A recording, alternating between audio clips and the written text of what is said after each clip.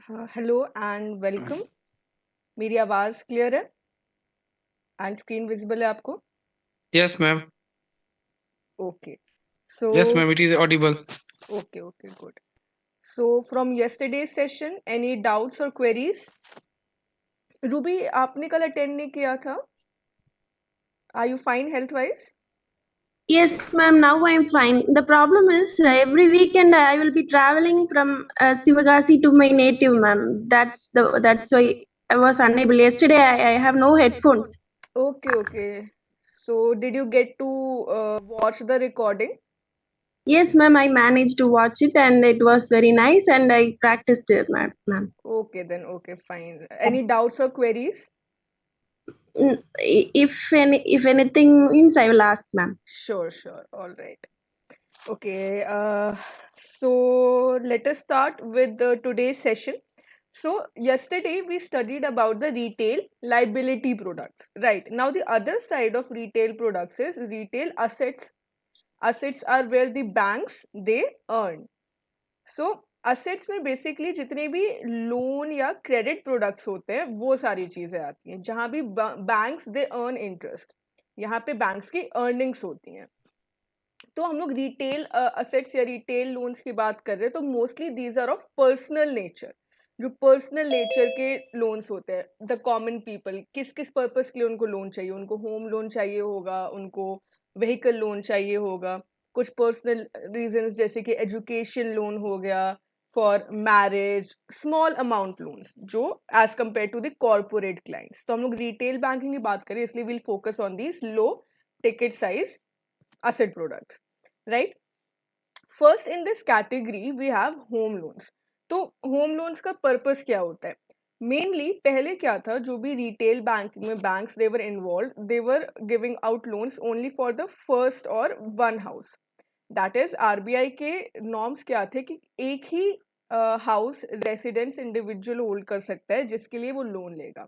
फिर धीरे धीरे नॉर्म्स चेंज हुए, so second housing loan is also available. उसके अलावा अगर कंपनीज हैं वो अपने एम्प्लॉयज़ को लोन हाउस प्रोवाइड करना चाहते हैं, उसके लिए even purchase of old house और फ्लैट, केवल परचेज ही नहीं, कंस्ट्रक्शन, तो उसके लिए अगर प्लॉट लेता है individual, so everything is now included under the home loans category. So let us see what other functions. अब हर एक टाइप के लोन में हम लोग क्या देखेंगे कि मेनली एलिजिबल इंडिविजुअल्स कौन कौन है, then what are the eligible areas for which this particular type of loan can be taken, if there is any moratorium period or free period, जो लोन रीपेमेंट के पहले होता है मोराटोरियम पीरियड, वो कितना है, if there is, if not then कोई बात नहीं। इंटरेस्ट कितना दे सकते हैं? इंटरेस्ट में मोस्टली हर एक प्रोडक्ट में बैंक्स के पास क्या होता है, डिस्क्रिशन होता है, फ्लेक्सिबिलिटी। दैट इज आरबीआई ने बता दिया कि मैक्सिमम या मिनिमम इंटरेस्ट इतना हो सकता है, उसके अंदर बैंक्स अपने हिसाब से क्या कर सकते हैं, इंटरेस्ट रेट अप्लाई कर सकते हैं, ठीक है। उसके अलावा security, now large amount of loans, if the ticket size is large then definitely security or mortgage will be required. otherwise जो unsecured loans होते हैं वो भी होते हैं, जैसे एजुकेशन लोन में होता है। so one by one हम लोग हर एक चीज को देखेंगे, and again this is mostly theoretical. if still any term we come across जो आपको नहीं समझ में आता है, so do ask. so right, initially क्या था, lenders or the banks they approved home loan only for the family और own residence. अब इसके बाद क्या हुआ, और ज़्यादा कॉम्पिटिटिव होने के लिए अपने को जो बैंक है उसको प्रॉफिट चाहिए, तो lenders they now approve loan even for the applicant second housing loan जिसको बोला जाता है। एक लोन उसके पास ऑलरेडी है, मतलब ऑलरेडी फ्लैट या अपार्टमेंट या घर वो ओन करता है, they want to purchase a new house और they want to let's say build a new flat, ठीक है। तो उसके लिए भी बैंक अब अलाउ करते हैं कि सेकेंड हाउसिंग लोन भी आप ले सकते हो, पहले ये चीज़ नहीं थी। और क्या क्या है, एलिजिबिलिटी, कौन कौन ले सकता है लोन। अब देखिए एक चीज़ को क्लियरली समझिए, जब कोई इंडिविजुअल या एप्लीकेंट लोन के लिए अप्लाई कर रहा है तो बैंक उसको लोन कब देगा, पहला तो कि उसकी रीपेमेंट की कैपेबिलिटी कितनी है, कि वो रीपेमेंट कर रहा है कि नहीं। ये इसलिए रिटेल बैंकिंग में इम्पॉर्टेंट है बिकॉज यहाँ पे जो इंडिविजुअल्स है ये middle income, low income, salaried individuals होते हैं, ठीक है। उनके पास एक ऐसा नहीं है कि बहुत ज़्यादा अमाउंट इकट्ठा है as compare to the business corporates, क्योंकि उनके पास होता है। तो रेगुलर रीपेमेंट हो, बैंक को वो लोन वापस मिले, इसके लिए बैंक क्या देखेगा कि सैलरीड इंडिविजुअल होना चाहिए, प्रोफेशनल्स होने चाहिए हैं, सेल्फ एम्प्लॉयड पर्सनस। अगर सेल्फ एम्प्लॉयड पर्सन है तो वो प्रूफ देगा कि प्रीवियस कितने टाइम तक उसको एक रेगुलर सोर्स ऑफ इनकम उसका रहा है, ताकि वो रीपे कर पाएगा। सो all of these things will be taken into consideration. So eligibility requests are also considered from non-resident Indians, people of international or PIOs, then Hindu undivided families, property shift firms, ये सब लोग, जैसे मैंने कहा था, corporate for their employees और quarters. तो ये सारी चीज़ें, ये सारे लोग होते हैं जो एलिजिबल हैं, जिनको होम लोन दिया जा सकता है। पर्पस क्या क्या हो सकता है, like we said, new house, flat, purchase of old house, ये सारे इसके पर्पस हो जाते हैं। ठीक है, तो क्या इंपॉर्टेंट हो गया, ये एलिजिबिलिटी। मेनली क्या चीज़ याद रखनी कि उनके पास एक रेगुलर सोर्स ऑफ इनकम होना चाहिए ताकि वो लोन को रीपे कर सके। इंटरेस्ट फिक्स नहीं किया है, आरबीआई ने क्या बोला है, it can vary from bank to bank, description of individual banks. तो बैंक्स क्या करते हैं, अब ऐसा नहीं कि कोई बैंक बहुत कम इंटरेस्ट रेट पे ऑफर कर देगा to attract more customers. Mostly आप देखोगे ज़्यादातर बैंक्स के मोर और लेस आस ही पास होते हैं, कुछ पॉइंट्स में, कुछ डेसिमल्स में ऊपर नीचे इंटरेस्ट रेट होता है, डिफर करता है। बट आरबीआई ने कहा है कि अपने डिस्क्रिप्शन के हिसाब से आप लोन, इंटरेस्ट लोन दे सकते हो। उसमें बैंक क्या कर सकता है, कई बार बार्गेन भी कर सकता है। हो सकता है कि लोन अमाउंट के हिसाब से वो इंटरेस्ट रेट कैलकुलेट करे, वो एक सेपरेट टॉपिक है। इंटरेस्ट रेट कैलकुलेट करने का तरीका भी होता है। ठीक है, so interest varies from bank to bank. Then quantum, again amount of loan, कितना लोन दिया जाएगा, it also varies from bank to bank. Usually अगर कंस्ट्रक्शन की बात की जा रही है या परचेज की बात की जा रही है, परचेज ऑफ अ हाउस और लैंड, तो उसमें अलग होता है। तो सारी ही चीज़ों के लिए it varies from bank to bank. Then eligible quantum of loan और ईएमआई का कैलकुलेशन कैसे किया जाता है, कि मतलब कि ईएमआई जो इंडिविजुअल पे करेगा, जो इक्वेटेड मंथली इंस्टॉलमेंट्स इंडिविजुअल पे करेगा, वो कैसे पे करेगा, it depends on the income और repayment capacity of the borrower. जैसे कि अगर सैलरीड या सेल्फ एम्प्लॉयड पर्सन है तो वो कुछ रिसीप्ट्स अपने हो सकता है कि इनकम टैक्स रिसीट्स प्रेजेंट करेगा, या फिर वो कैलकुलेट करेंगे कि सैलरी स्लिप से, आईटी रिटर्न से, या फॉर्म 16 एट्सेट्रा। ये सारी चीज़ें बैंक्स कंसिडर करता है। फिर देखता है कि इंडिविजुअल की रीपेमेंट कैपेसिटी कितनी है, और उसके हिसाब से वो डिसाइड करता है। अब जैसे कि मैक्सिमम कितने ईएमआईज होने चाहिए या मिनिमम कितने ईएमआईज होने चाहिए जिसमें रीपेमेंट हो जा रहा है। इसमें एक और टर्म आता है कि अगर इंडिविजुअल क्या कर दे रहा है, वो प्री पेमेंट कर दे रहा है। लेट्स से बैंक ने होम लोन प्रोवाइड किया फॉर 7 years और इंडिविजुअल प्री पेमेंट कर दे रहा है, तो उसके अलग नॉर्म्स होंगे। It all of this varies from one bank to another. But ये टर्म्स आपको पता होना चाहिए। प्री पेमेंट करना चाहे तो भी अलाउड होगा, उसमें क्या कंडीशंस होते हैं, क्या कोई चार्जेस है जो कि अप्लाई होंगे। चार्जेस क्यों अप्लाई होंगे, क्योंकि बैंक को इंटरेस्ट कम मिलेगा उसके ऊपर, है ना, अगर वो जल्दी पे कर देगा तो। So all of these things are there. तो ईएमआई किसके बेसिस पे होता है, on the income. Again it is not fix, bank खुद से कैलकुलेट करता है।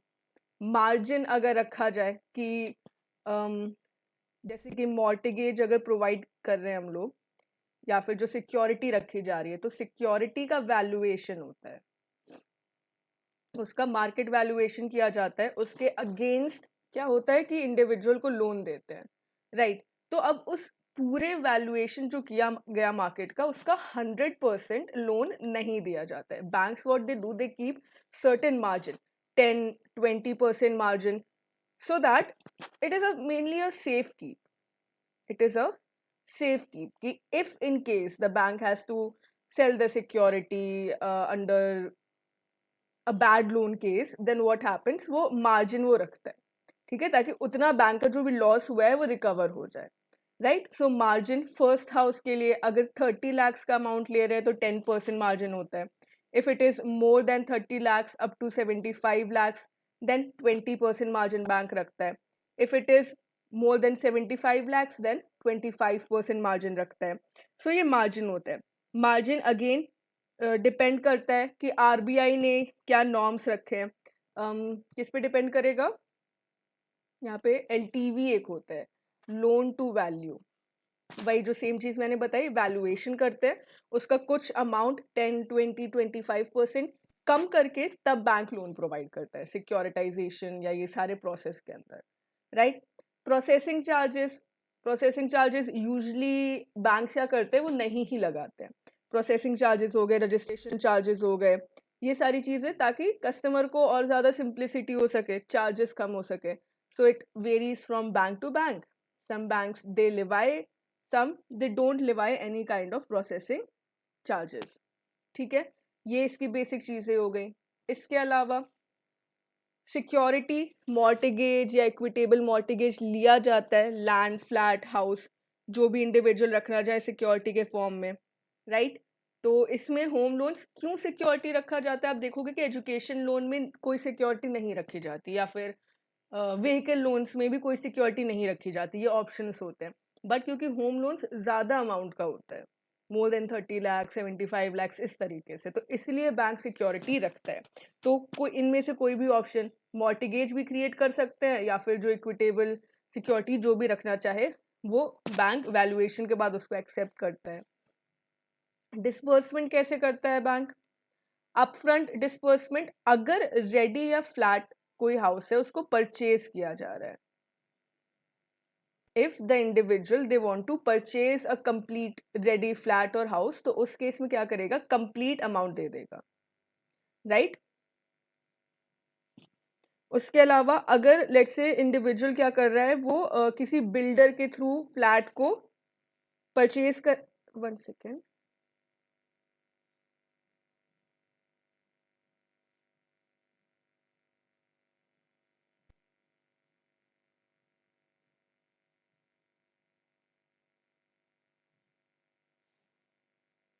हाँ. तो अगर लेट्स से वो क्या कर रहे हैं, वो फ्लैट है and flat is under construction. Flat का उसने वो ले लिया कि हाँ, इंडिविजुअल ने किसी बिल्डर के थ्रू, कि फ्लैट जब बन जाएगा तब वो उसमें शिफ्ट करेगा.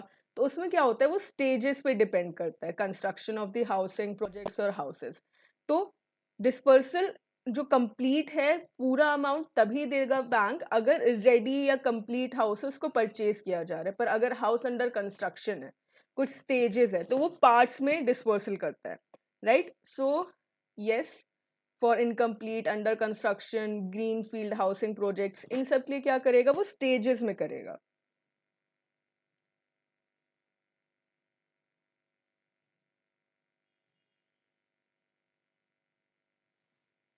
क्या पूछ रहे हो आप? 1 second.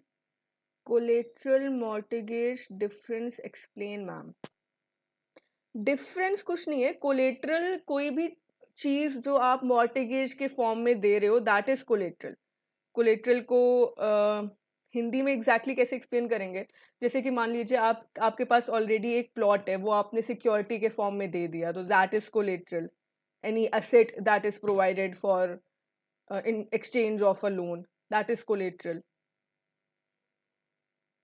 And mortgage is also simple, या तो डायरेक्टली लैंड, इक्विटेबल मॉर्टिगेज अगर आप पूछ रहे हो तो वो एक तरीके से डीड क्रिएट कर देना होता है, कि डायरेक्टली आप वो लैंड, फ्लैट या हाउस या फिर आप जो भी प्लॉट सिक्योरिटी की तरह या कोलेट्रल के दे रहे हो, उसका इक्विटेबल वैल्यूएशन आप रख दे रहे हो. सो सिमिलर टर्म्स हैं, राइट. फिर उसके बाद रीपेमेंट कैसे किया जाता है? Again it is highly flexible. Maximum 30 years repayment होता है. इसमें मोरेटोरियम पीरियड जो कि फ्री पीरियड होता है, मैक्सिमम मोरेटोरियम पीरियड. अब हाउसिंग लोन में आप देखोगे कि moratorium period this is more as compare to other personal loans और व्हीकल लोन्स में तो मोरेटोरियम पीरियड होगा ही नहीं, हम आगे देखेंगे. सो हाउसिंग लोन में क्या होगा, मोरेटोरियम पीरियड ज़्यादा होता है, because the loan amount is more. आप तुरंत लोन ले रहे हो, एंड उस टाइम पे आप लोन ले रहे हो, इसका मतलब ये है कि आपके पास उतनी इनकम कैपेबिलिटी नहीं है. तो बैंक क्या करेगा, आपको एक फ्री पीरियड प्रोवाइड करेगा कि हाँ, इतने पीरियड के बाद आप लोन का रीपेमेंट स्टार्ट करोगे. इंटरेस्ट फ्री पीरियड जो होता है, ठीक है, तो इंटरेस्ट कैलकुलेट होना उतने टाइम पीरियड के बाद होता है. So in case of construction 18 months maximum है, and 3 months in case in purchase of house as allowed by the banks. Again, it is flexible. Bank individual to individual या case to case very कर सकता है. ठीक है. इसके अलावा और क्या क्या फीचर्स हैं? Interest on daily reducing balance basis. Reducing balance base क्या होता है? जैसे जैसे इंडिविजुअल ईएमआई पे करता जाएगा तो अमाउंट कम होता जाएगा. ठीक है. फिर जो वो अमाउंट कम होता जा रहा है उसके बेसिस पे इंटरेस्ट क्या होगा? कैलकुलेट होगा. तो इंटरेस्ट भी क्या होता है? वेरिएबल होता है. ऐसा नहीं है कि पहला का अगर लेट से 30 लाख का अमाउंट था तो हर बार इंटरेस्ट सेम ही होगा. नहीं, जैसे जैसे अमाउंट कम होता जाएगा तो उसके बेसिस पे इंटरेस्ट. ये चीज़ आपका टॉपिक एएफएम में होगा आई थिंक. उसमें आप डिटेल में पढ़ो किस तरीके से कैलकुलेट किया जाता है, ईएमआई कैसे कैलकुलेट किया जाता है. पीपीबी में भी होगा, तो पीपीबी में कवर होगा ये चीज़. So interest daily reducing balance basis के ऊपर, तो जो बैलेंस रिड्यूस होता जा रहा है उस पर क्रिएट होगा. राइट. वो फिक्स्ड इंटरेस्ट नहीं होगा. ये वाला ऑप्शन भी रहता है. फिर pre payment charges. Floating rate loan क्या होता है? Floating rate loan again this varies. Fix नहीं रहता है. It floats according to the balance that is remaining, market interest rate, इन सब चीज़ों के बेसिस पे. तो अगर क्या होता है, अगर फ्लोटिंग रेट लोन है और प्री पेमेंट कर दिया, दैट इज अगर 30 ईयर्स से पहले आपने पेमेंट कर दिया पूरे लोन अमाउंट का, तो उसमें कोई भी चार्जेस नहीं लगाता है बैंक. ठीक है. Repayment is allowed up to the age of 70 years. Usually bank क्या करता है, रिटायरमेंट जब तक इंडिविजुअल का होता है उसके पहले ही रीपेमेंट पीरियड फिक्स करता है, बिकॉज तब तक ही इंडिविजुअल को एक they would get a regular source of income. But in certain cases 70 years is also provided up to the age of 70 years. Then differentiation, कुछ जेनेरिक प्रोडक्ट्स के अलावा other features are also provided. Other features में क्या हो सकता है bank insurance provide कर दे साथ में, या फिर और क्या हो सकता है, बैंक चार्जेस को हटा दे. तो ये सारी चीज़ें होती हैं. देन स्टेप अप और step down the EMIs is also available. ये कर सकते कि आपने ईएमआई को एक टाइम पे ज़्यादा पे कर दिया, एक टाइम पे कम पे कर दिया. सो इस सब का मतलब क्या होता है? Basically tells us that home loans के जो भी क्राइटेरिया होगा, जो भी उसके रूल्स एंड रेगुलेशंस होंगे, these are highly flexible. Individual क्या कर रहा है कि वो बैंक के पास अगर जा रहा है तो बैंक से बार्गेन करके टर्म्स एंड कंडीशंस पे बैंक क्या कर सकता है, अपने हिसाब से डिस्क्रिशन से वो कर सकता है. Inclusion of income of close relatives. जब बैंक कैलकुलेट करता है कि इंडिविजुअल की रीपेमेंट कैपेसिटी के हिसाब से कि कितना लोन अमाउंट है, तो क्लोज रिलेटिव्स का इनकम इंक्लूजन भी कर सकते हैं. हर केस में नहीं, बट कुछ केसेस में करेंगे. टैक्स बेनिफिट्स तो मिलते ही हैं, right. So yes, these are some of the important features of home loans. right. अब आरबीआई ने क्या किया है, होम लोन्स के डिस्पर्सल को लेके या और सारी चीज़ों को लेके कुछ नॉर्म्स दिए हैं, कुछ रूल्स एंड रेगुलेशंस दिए हैं, सो दैट उसमें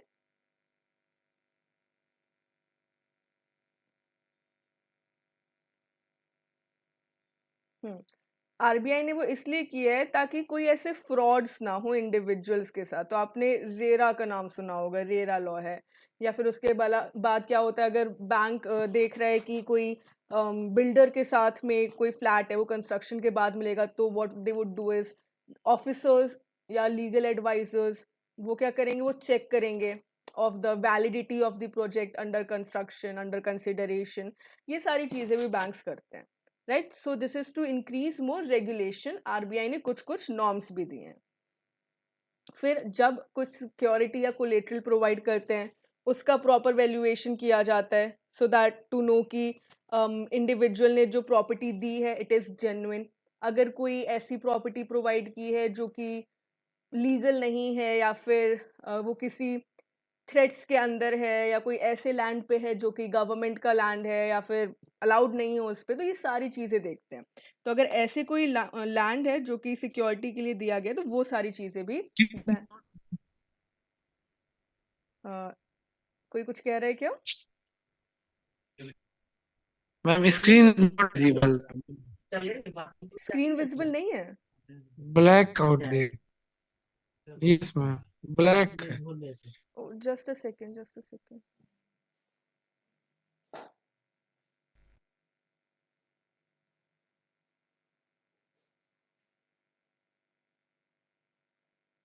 Now, is it visible now?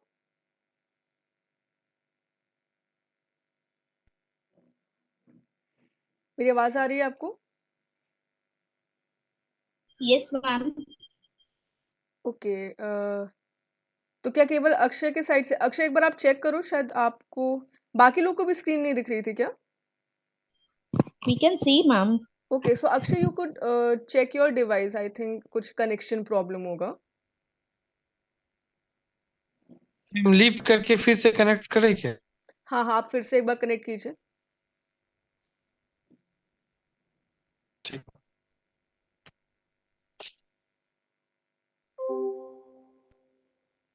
It's clear, okay. हाँ, तो उनके साइड से कुछ प्रॉब्लम होगी फिर। Okay, let's move forward till then.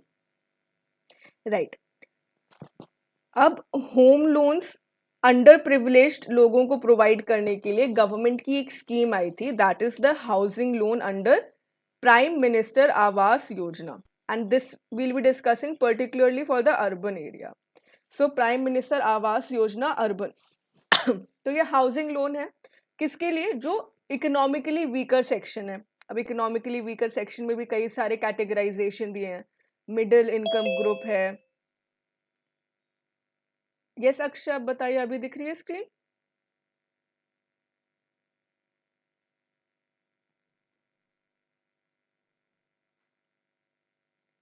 तो देखते हैं कि prime minister Awas Yojana housing loan यहाँ पे कैसे प्रोवाइड किया जाता है। राइट, तो मेनली इस स्कीम को जो लॉन्च किया गया था दैट वाज 25 जून 2015, और इसका मेन पर्पस क्या है? To provide housing for all in the urban areas by the year 2022। ये एम था इस स्कीम का। So it is an initiative of the government of India which aims at providing affordable housing to the urban poor by the year 2022, and it was first launched when in June 2015, right? So this 25th June होगा यहाँ पे, 25th June 2015। अब इसमें जो कुछ, वैसे तो ये सेंट्रल गवर्नमेंट की स्कीम है, बट स्टेट और यूटीज, स्टेट गवर्नमेंट्स के पास भी कुछ डिस्क्रिप्शन दिया गया है। वो अपने स्टेट में जो एरिया प्रोवाइड किया जा रहा है फॉर हाउसिंग, उसका डिस्क्रिप्शन वो प्रोवाइड कर सकते हैं। ठीक है, कुछ पावर यहाँ पे स्टेट यूटी गवर्नमेंट्स के पास भी है। और इसके अलावा हमारे पास क्या इन्फॉर्मेशन है? इंटरेस्ट रेट जो इसके अंदर स्टार्ट होता है ना, दिस इज इम्पॉर्टेंट। ठीक है, इससे क्वेश्चन आ सकते हैं इस चैप्टर में। बाकी सारी चीजें तो चलो फिर भी जनरल है, बट दो टॉपिक्स हैं, एक ये है और एक और हम जो बाद में देखेंगे, ये इंपॉर्टेंट है, तो इसको ध्यान से देखिएगा। सबसे पहले तो कब लॉन्च हुआ था और एम क्या है, फिर interest rate, it starts at 6.50% per annum, and again it can be availed for a tenure of up to 20 years. So interest rate हमने देख लिया और maximum period हमने हाउसिंग लोन का देख लिया, राइट? अब CLSS है हम लोग का क्रेडिट लिंक्ड सब्सिडी स्कीम, इसके बारे में भी हम आगे देखेंगे। इस स्कीम को लॉन्च किया गया था और फिर क्रेडिट लिंक सब्सिडी स्कीम के साथ इसको साथ में कर दिया गया, एक तरीके से इन दोनों को साथ में कर दिया गया ताकि सब्सिडी भी प्रोवाइड की जा सके, राइट? क्या क्या रेट्स है उसके अंदर वो भी हम देखेंगे। तो for the middle income group 1, middle income group 2 categories, and इसको भी एक्सटेंड कर दिया गया। पहले जो CLS स्कीम थी उसको एक्सटेंड कर दिया गया मार्च 2021 के लिए। फिर lower income group EVS category, तो पहले ये देखते कि क्या क्या फीचर्स हैं। पहले हमने क्या फीचर देखा? सब्सिडाइज्ड इंटरेस्ट रेट 6.50 पर annum for the tenure of 20 years to all the beneficiaries. इसके अंदर कौन कौन बेनिफिशियरी होंगे? जो इनकम ग्रुप है उसके लिए आपको proof income certificate, other proof के आपके पास पहले से कोई पक्का हाउस ना हो, या फैमिली है तो आपके इमीडिएट फैमिली में जो मेंबर हेड रहेगा वो क्या रहेगा, सारे बेनिफिशरीज, ये सारी चीज़ें इसमें आती हैं। इसमें डिफरेंशियली एबल्ड और senior citizens, they would be given preference in allocation of ground floors. अगर जो हाउसिंग प्रोवाइड की जा रही है उसमें ग्राउंड फ्लोर्स का प्रेफरेंस डिफरेंशियली एबल्ड और सीनियर सिटीजन्स को मिलेगा. Sustainable and eco friendly technologies will be used for construction, right. फिर CLSS स्कीम में क्या है, PM आवास योजना में इसको इम्प्लीमेंट किया जाएगा ऑल ओवर इंडिया एंड इसको कुछ स्टेजेस में किया जाएगा. In certain stages this will be completed. तो एक स्क्वायर कुछ एरिया, सो 30 स्क्वायर मीटर का एरिया जिसमें लोन प्रोवाइड किया जाएगा for housing. All of these things are there. Scheme covers the entire urban areas in the country and ये important है. And जो भी डिस्पर्समेंट होगा it will be done in 3 phases. अब उसमें डिटेल में जाने की ज़रूरत नहीं है कि क्या फर्स्ट फेज में कौन कौन सी सिटीज़ होंगी, सेकेंड फेज में कौन कौन सी सिटीज़ होंगी. Basically all the urban areas will be covered and they will be covered in the 3 phases. So urban areas याद रखना, ये जो स्कीम है Awas Yojana, this is for urban area, right. Then Akshay, बाकी सबको स्क्रीन दिख रही है आपको. आई थिंक कुछ वहां पे टेक्निकल एरर है. अब दिखाई दे रही है. अब दिख रही है. Okay now it is visible. Okay हाँ. ठीक है.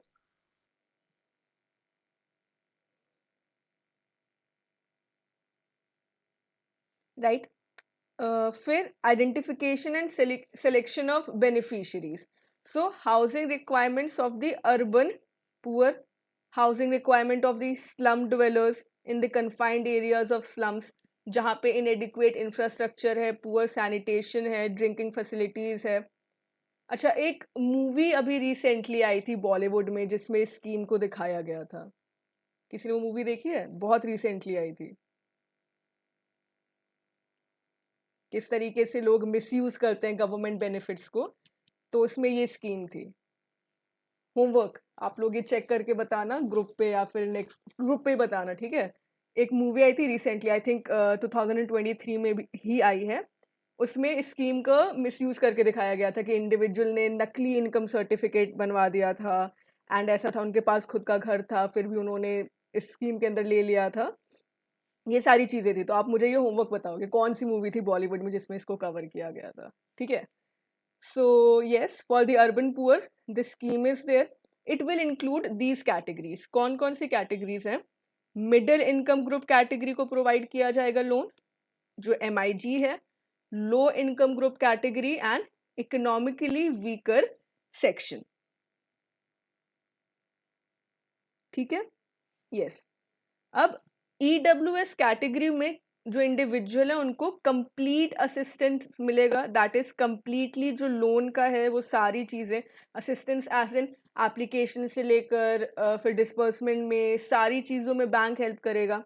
बेनिफिशरीज को जो LIG कैटेगरीज MIG कैटेगरीज में आते हैं, these are only eligible for the CLSS scheme. Credit linked subsidy scheme अलग है, ठीक है. तो अब इसके अंदर जो PMAY स्कीम है, इसके अंदर कई सारी स्कीम्स को इंक्लूड कर दिया गया है. उसको क्या कर दिया गया है, इसके अंदर सबस्यूम कर दिया गया है. तो CLSS is one among them. उसके अलावा एक और स्कीम जो पहले की गई थी, that was housing for all. Housing for all इस स्कीम के अंदर CLSS के साथ साथ में भी वर्क किया जा रहा है. सो बेसिकली कंप्लीट असिस्टेंस किसको प्रोवाइड किया जाएगा? इकोनॉमिकली वीकर सेक्शन को. और बाकी जो कैटेगरीज हैं उनको केवल CLSS स्कीम के ही बेनिफिट्स मिलेंगे.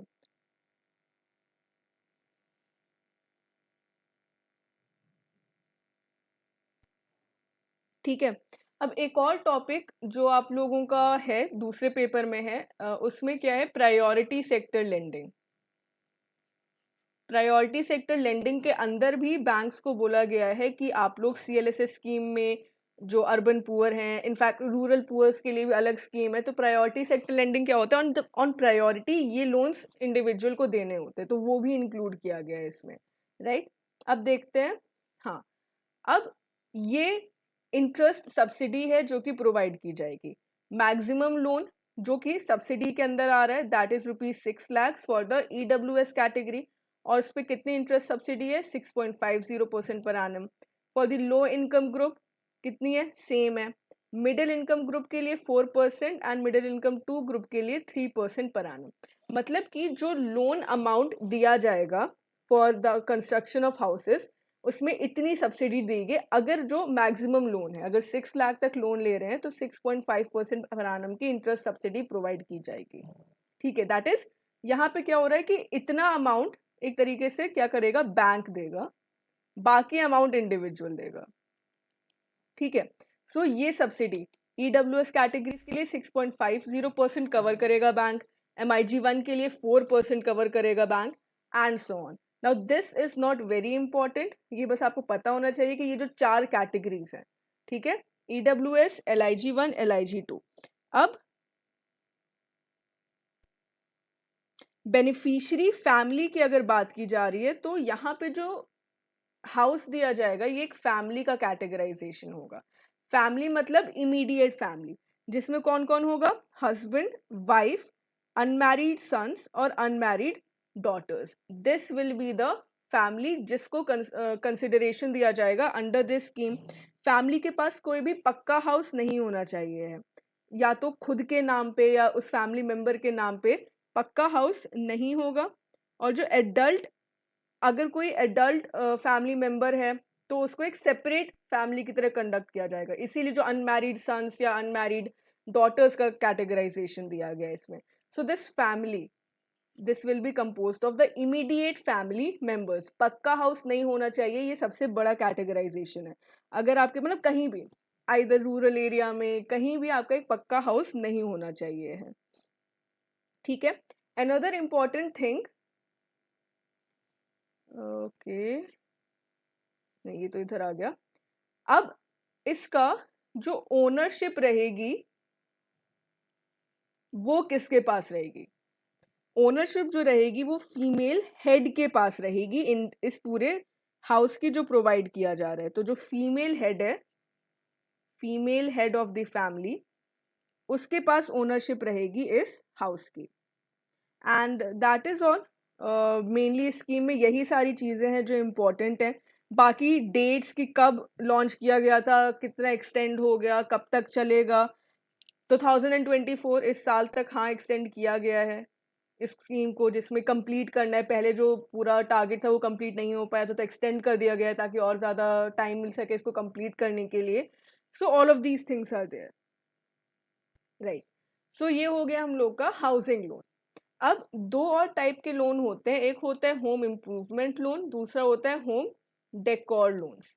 दोनों के लिए ही जो क्राइटेरिया है दैट इज मोर और लेस द सेम, चाहे वो होम इम्प्रूवमेंट लोन्स की बात हो रही हो या फिर वो होम डेकोर लोन की बात हो रही हो। इम्प्रूवमेंट मतलब ऑलरेडी आपके पास हाउस है, आप ओन कर रहे हो, आप लेट्स से क्या करवाना चाहते हो, उस पर एक एडिशनल फ्लोर ऐड करवाना चाहते हो या कुछ रिपेयर करवाना चाहते हो, रिनोवेशन करवाना चाहते हो, अपग्रेडेशन करवाना चाहते हो, इम्प्रूव कर रहे हो। So mostly again it varies from one bank to another. क्या कैटेगराइजेशन होंगी होम इम्प्रूवमेंट लोन्स की। सबसे पहले एलिजिबिलिटी, कौन कौन एलिजिबल है, individuals, groups of individuals who own a house और फ्लैट, आपके पास ऑलरेडी एक हाउस या फ्लैट है, ठीक है। Then you should have a regular income from, in the case of employment अगर आप सैलरीड इंडिविजुअल हो तो फिर एक रेगुलर इनकम होनी चाहिए आपके पास।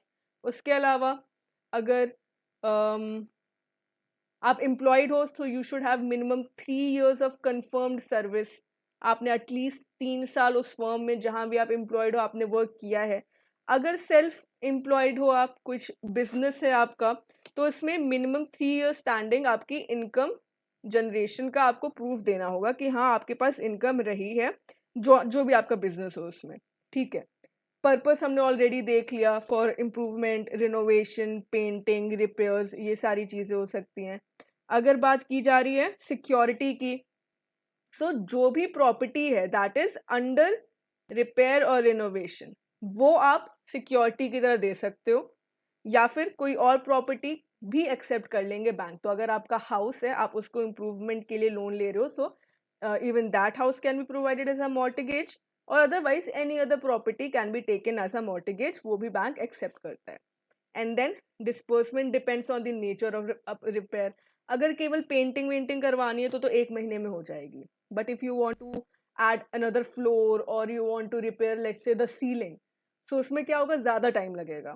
ठीक है, तो उसी स्टेजेस के हिसाब से डिस्बर्समेंट होता है and moratorium period of 3 months is provided. Then quantum, it varies from one bank to another, and margin also 20 to 50%. Minimum 20%, maximum 50%. ये कर सकते हैं. Repayment again on the description of the bank. किस तरीके से repayment, कितनी time तक repayment है, वो बैंक डिसाइड करता है. सेम यही सारी चीज़ें किस में है, होम डेकोर में. डेकोर के अंदर क्या करना चाहते हो, डेकोरेशन करवाना चाहते हो. इंटीरियर डेकोरेशन हो गया, आपको अपने हॉल में एक बड़ा सा झूमर लगाना है, शैंडलियर लगाना है, तो ये सब क्या डेकोरेशन के अंदर आता है. ठीक है, सो दोनों के ही टर्म्स एंड कंडीशन सेम है.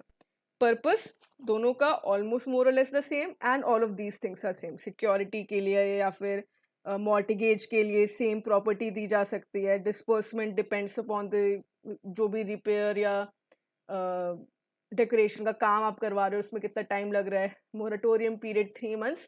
It is same for both home improvement as well as home decor loans. फिर अदर टाइप, ये क्या है हमारे पास, ऑटो या व्हीकल लोन. अब 2-wheeler एंड 4-wheeler दोनों ही इंक्लूड किया जाता है. फिर भी ज्यादातर लोन्स जो बैंक प्रोवाइड करते हैं, maximum that is in the case of 4-wheeler.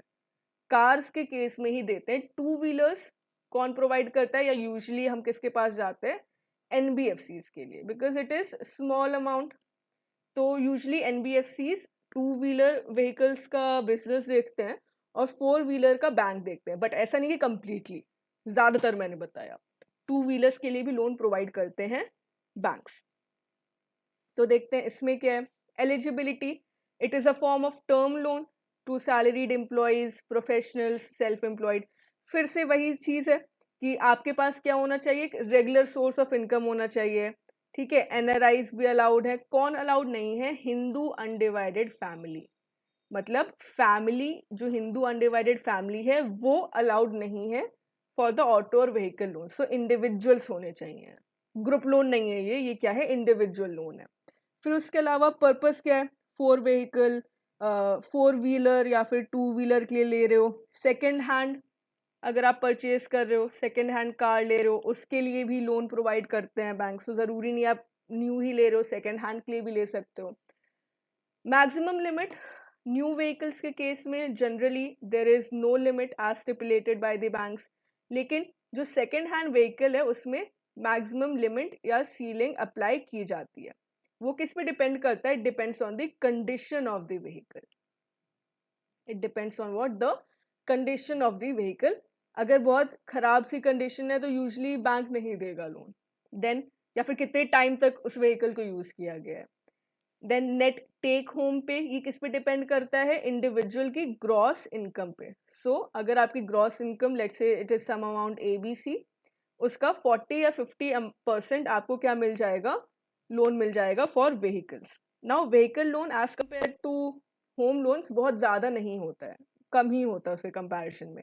इसीलिए ये क्राइटेरिया रखा गया कि 40 to 50% ऑफ योर इनकम आपको लोन मिल जाएगा for this purpose. Then margin 10% for new cars. अगर चार्जेस की बात की जा रही है तो initial cost such as first year insurance भी इंक्लूड करते हैं, रोड टैक्स, रजिस्ट्रेशन फ़ी, ये सारी चीज़ें भी इंक्लूड करते हैं बैंक्स. अब इसमें से इम्पॉर्टेंट क्या क्या है आपके लिए, कोई सीलिंग से रिलेटेड हो गया या मार्जिन हो गया, ये होता है. सबसे इम्पॉर्टेंट चीज़ इसमें ना कोई भी ऐसा मोरेटोरियम पीरियड नहीं दिया जाता है. जैसे ही लोन प्रोवाइड किया, आपने परचेज कर लिया, डिस्पर्समेंट क्या होता है, डायरेक्ट डीलर को भी कर सकता है बैंक, यूजुअली डीलर को ही कर देता है. तो कई बार डीलर्स के साथ टाई अप भी करते हैं कि जो डीलर का शोरूम होगा वहाँ पे बैंक का एक ऑफिसर रहेगा, because mostly for purchasing a car individual वो कार लोन लेते ही लेते हैं. तो dealer will tie up with the bank. Let's say if you get your loans from this bank, so this and this discount will be provided, right? So security, hypothecation of the vehicle. Security vehicle का ही hypothecation दे दिया जाता है कि मतलब अगर individual ने loan पे back नहीं किया तो बैंक क्या करेगा, वो व्हीकल को वो ले लेगा, ठीक है। And third party guarantee is required in case of loan to NRIs. अगर रेसिडेंट्स है तब तो हाइपोथिकेशन लिया जाता है ऑफ द सेम व्हीकल, या फिर थर्ड पार्टी गारंटी कब लगेगी, अगर एनआरआईज को लोन प्रोवाइड कर रहे हैं। And mostly yes, repayment for individual moratorium period नहीं होता है, ये चीज़ नोट कर लीजिएगा। Normally no moratorium is provided, immediately loan repayment start हो जाता है। एंड मैं ये सारी चीज़ें बहुत डिटेल में याद करने को नहीं बोलूँगी because it varies from bank to bank. Bank क्या करता है कि अपने डिस्क्रिप्शन से अपने बिजनेस के हिसाब से रीपेमेंट पीरियड हो गया या फिर उसको कितना चार्जेस लगाना है, वो सारी चीज़ें डिसाइड कर सकता है। ये इंपॉर्टेंट है, इंश्योरेंस ज़रूरी होता है यहाँ पे। Insurance that will cover the cost of the vehicle with hypothecation in favour of the bank. So insurance ज़रूरी होता है जब आप व्हीकल लोन ले रहे हो, तो बैंक देखेगा कि आपने इंश्योरेंस परचेज किया है कि नहीं किया है। And I think that is more than enough under vehicle loans, इससे ज़्यादा कुछ इंपॉर्टेंट नहीं है। Interest rate discretion of the bank, processing charge भी कुछ बैंक लेते हैं कुछ बैंक नहीं लेते हैं। Disbursement directly to the dealer और सप्लायर कर देता है bank, and record is obtain for the same. So this is for vehicle loans. इसके अलावा पर्सनल लोन्स आ जाते हैं। तो पर्सनल लोन्स बहुत सारे पर्पसेस के लिए हो सकते हैं, मैरिज एक्सपेंस के लिए हो सकते हैं, मेडिकल एक्सपेंस के लिए हो सकते हैं, एजुकेशन, रिपेयर्स, इनोवेशन, ये सारी चीज़ें जो भी हम इनफैक्ट डिस्कस कर रहे हैं वो सारे पर्सनल लोन्स ही तो हैं। फॉर योर ओन रीज़न आप कंज्यूम करने वाले हो, आप जो भी चीज़ परचेज करोगे with the help of the loan you are going to consume it. Eligibility again same, salaried employees, professionals, individuals that are high net worth individuals, they have regular pension, family pension, basically they're drawing regular monthly income or pension through the bank, so एक regular source of income होना चाहिए। then security, legal mortgage of the commercial or residential properties, अगर हम लोग home decor या फिर home renovation की बात कर रहे हैं, hypothecation on the charge on assets, फिर collateral security in the form of pledge of gold, gold ornaments. This is not important as such, इतना सारा याद करने की ज़रूरत नहीं है। Type of advance, it can be overdraft, demand or term loan, and what else? हाँ, now this is important.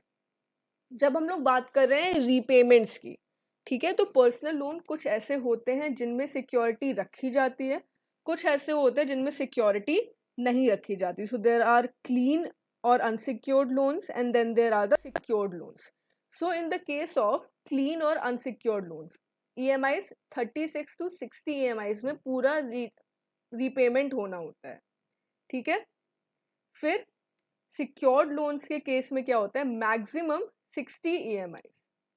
तो ये होता है for the repayment period. Amount की अगर बात कर रहे हैं दोनों में, तो it varies from bank to bank, और eligible amount it varies, yes, दोनों ही केसेस में, चाहे वो सिक्योर्ड हो या अनसिक्योर्ड हो। Basically this is important. Interest भी वेरी करेगा, जो भी इंटरेस्ट है, प्राइसिंग है वो बैंक के लोन लीगल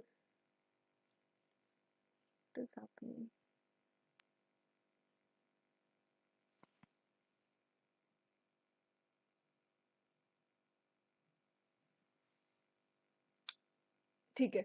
तो वो बैंक की पॉलिसी के हिसाब से होगा कि कितना रीपेमेंट पीरियड रखना है या कितना इंटरेस्ट रखना है, प्रोसेसिंग चार्जेस रखने हैं, ये सारी चीज़। My voice is audible right? ऐसा तो नहीं कि मेरी आवाज़ नहीं आ रही है?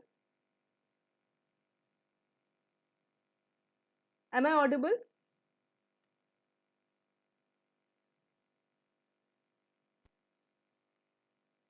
यस, ओके ओके, ठीक है।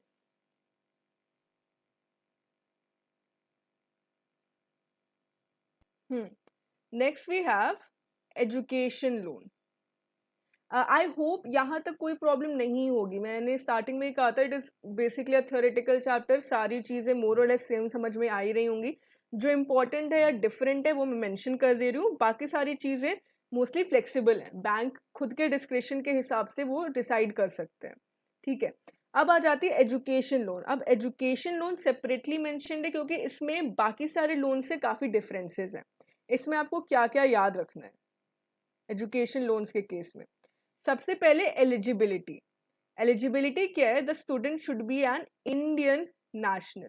नेशनैलिटी होनी चाहिए आपकी इंडियन, तभी आप किसी बैंक से, इंडियन बैंक से लोन ले सकते हो। ठीक है, उसके अलावा एलिजिबिलिटी क्या है? उनका जो हायर एजुकेशन है उन्होंने इंडिया से किया हो या फिर अब्रॉड से किया हो, but it should be through the entrance test और merit basis after completing the 10+2 और इक्विवेलेंट। तो आपको इंडियन नेशनल होना चाहिए और आपने हायर एजुकेशन कोर्स इंडिया में या कहीं से भी किया हो, रिकॉग्नाइज्ड होना चाहिए। तो ये सारी चीज़ें बैंक चेक करते हैं। उसके अलावा एलिजिबिलिटी क्या होती है या एलिजिबल कोर्सेज क्या क्या हैं? इंडिया में जो कोर्सेज हैं जिनके लिए usually education loans bank provide करते हैं, दीज आर दी ग्रेजुएट और post graduate courses, post graduate diplomas, जो कि रिकॉग्नाइज्ड कॉलेजेस या यूनिवर्सिटीज़। अब कॉलेजेस या यूनिवर्सिटीज़ को रिकॉग्नाइज कौन करता है? यूनिवर्सिटीज़ ग्रांट कमीशन यूजीसी करता है। गवर्नमेंट कॉलेजेस हों, then AICTE, ICMR science department जो कि है, उनके थ्रू रिकॉग्नाइज कॉलेजेस में। ऐसा नहीं है कि किसी के कोई भी बेकार सा कोर्स होगा तो भी लोन प्रोवाइड कर दिया जाएगा, नहीं। रिकॉग्नाइज कोर्स, रिकॉग्नाइज यूनिवर्सिटीज उसके लिए करते हैं। Then courses that are conducted by the reputed IIMs, IITs etcetera. फिर जो कुछ रेगुलेटरी बॉडी या गवर्नमेंट डिपार्टमेंट्स हैं, जैसे कि एरोनॉटिकल या पायलट ट्रेनिंग हो गई, shipping, any other discipline that is approved by the Director General of Civil Aviation Shipping, basically recognized होना चाहिए। ठीक है, bank they make sure that the individual that is applying for the loan, they fulfill this eligibility criteria. Then these are about the courses eligible in India. फिर studies abroad. अब India में course करने का आपका amount कम लगेगा, but आप जब बाहर जा रहे हो तो आपको ज़्यादा एक्सपेंसेस होंगे। Apart from your tuition fees, your living expenses, travel expenses, ये सारी चीज़ें भी कवर करते हैं बैंक्स। तो कौन कौन से कोर्सेज एलिजिबल हैं फॉर जॉब ओरिएंटेड और प्रोफेशनल और टेक्निकल कोर्सेज? अगर आप पोस्ट ग्रेजुएशन के लिए जा रहे हो, हायर एजुकेशन के लिए जा रहे हो, देन डिग्रीज और diploma again like aeronautical, pilot training, shipping, ये सारी चीज़ें हैं जो कि एलिजिबल हैं। अब बात करते हैं मार्जिन की।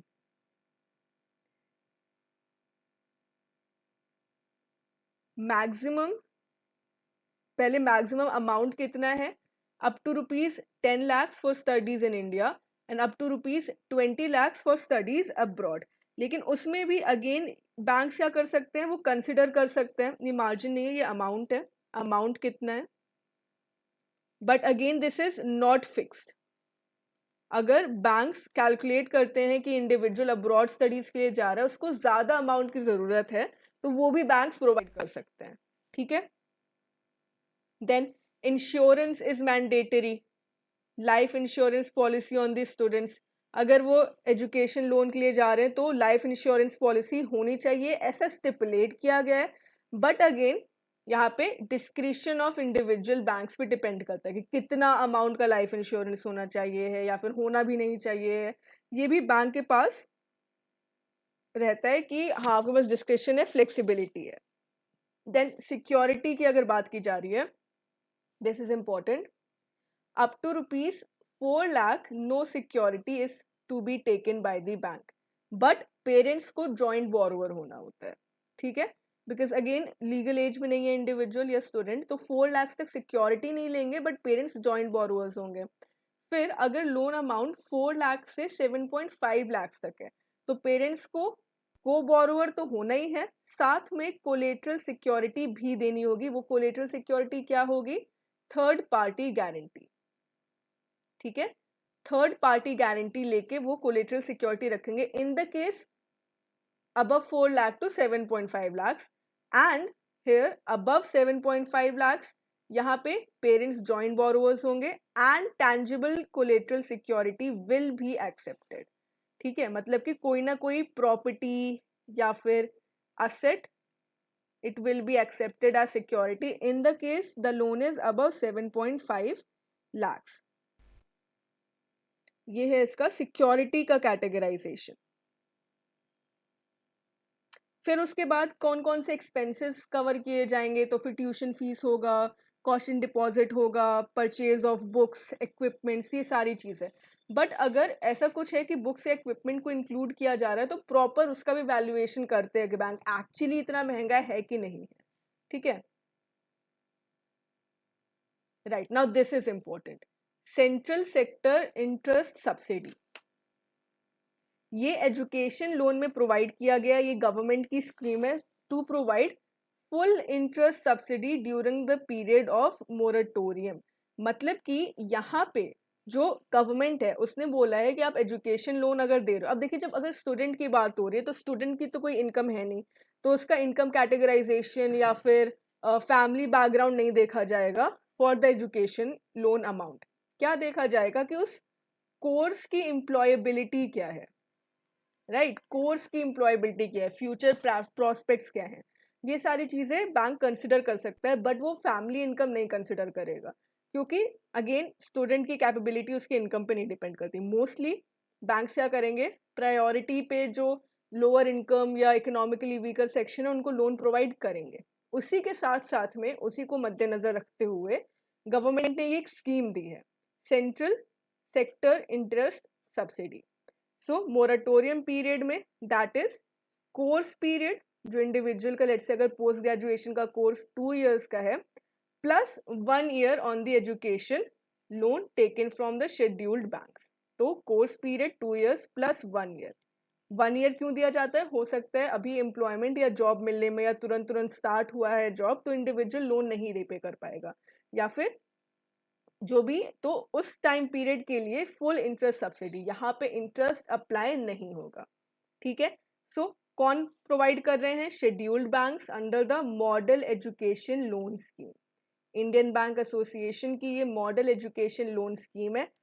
अगेन किसी बात हो रही है यहाँ पे इकोनॉमिकली वीकर सेक्शंस, तो अगर वो टेक्निकल प्रोफेशनल स्ट्रीम्स में from recognised institutions in India अगर वो कोर्स अवेल कर रहे हैं, उसके लिए उनको एजुकेशन लोन चाहिए है, तो ये सेंट्रल सेक्टर इंटरेस्ट सब्सिडी ये स्कीम गवर्नमेंट ने उनके लिए लॉन्च की है।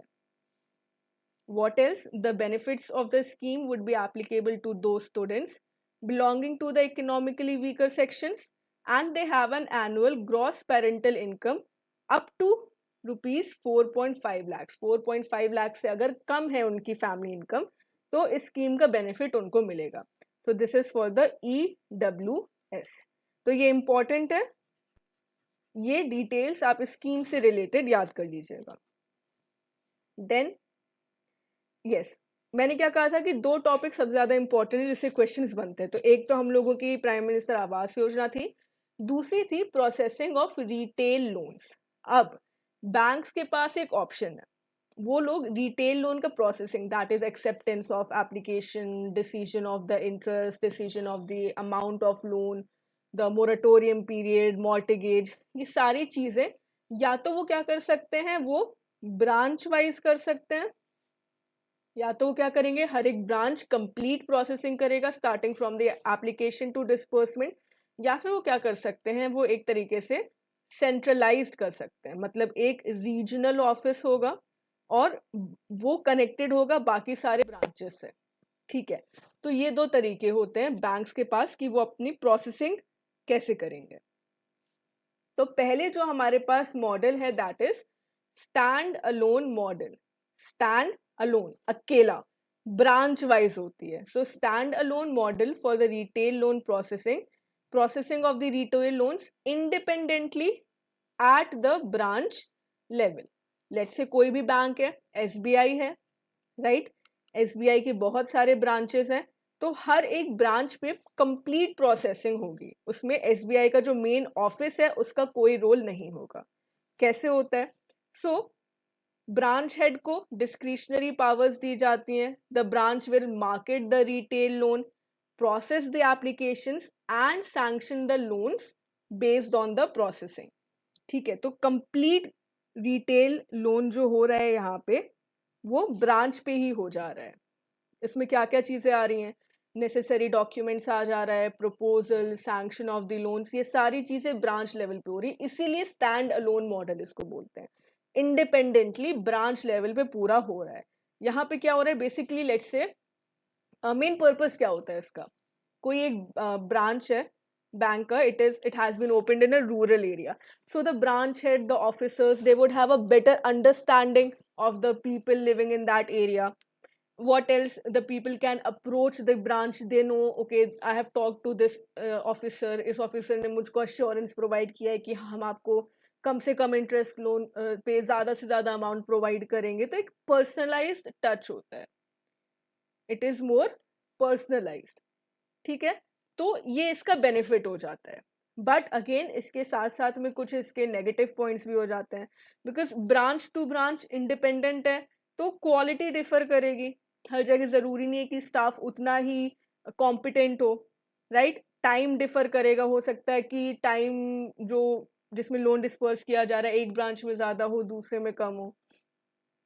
सो हाँ, यहाँ पे एक जो चीज़ होती है दैट इज़ एक मिनिमम या मैक्सिमम अमाउंट एक तरीके से दिया गया है. वो अगर उस मैक्सिमम अमाउंट के अंदर अगर लोन सैंक्शन किया जा रहा है तो वो ब्रांच या ब्रांच हेड खुद से कर सकता है. मतलब कि उसको अलग से रीजनल या जोनल ऑफिस के अप्रूवल की ज़रूरत नहीं है. बट अगर उस डिस्क्रिशनरी लिमिट से ज़्यादा का लोन अमाउंट सैंक्शन किया जाना है then the proposals are refer to the regional, circle और जोनल ऑफिस. अब ये डिस्क्रिशनरी लिमिट क्या है, it is not fixed, it varies from one bank to another. मतलब आरबीआई ने फिक्स नहीं किया है. So this is the stand alone model for retail loan processing, right. इसके अलावा जो दूसरा मॉडल है that is the centralised model. अब सेंट्रलाइज्ड मॉडल में क्या किया जाता है, there are the RLPCs, retail loan processing centres. Branches are attached to the retail loan processing centers and marketing personnel in the centers. यहाँ पे branch के पास discretion नहीं होता है. वो क्या कर सकती है, वो केवल मार्केटिंग कर सकती है या फिर लोन एप्लीकेशन रिसीव कर सकती है. ठीक है, सो यहाँ पे क्या हो रहा है, the marketing personal in these centres market various retail asset to the target segments.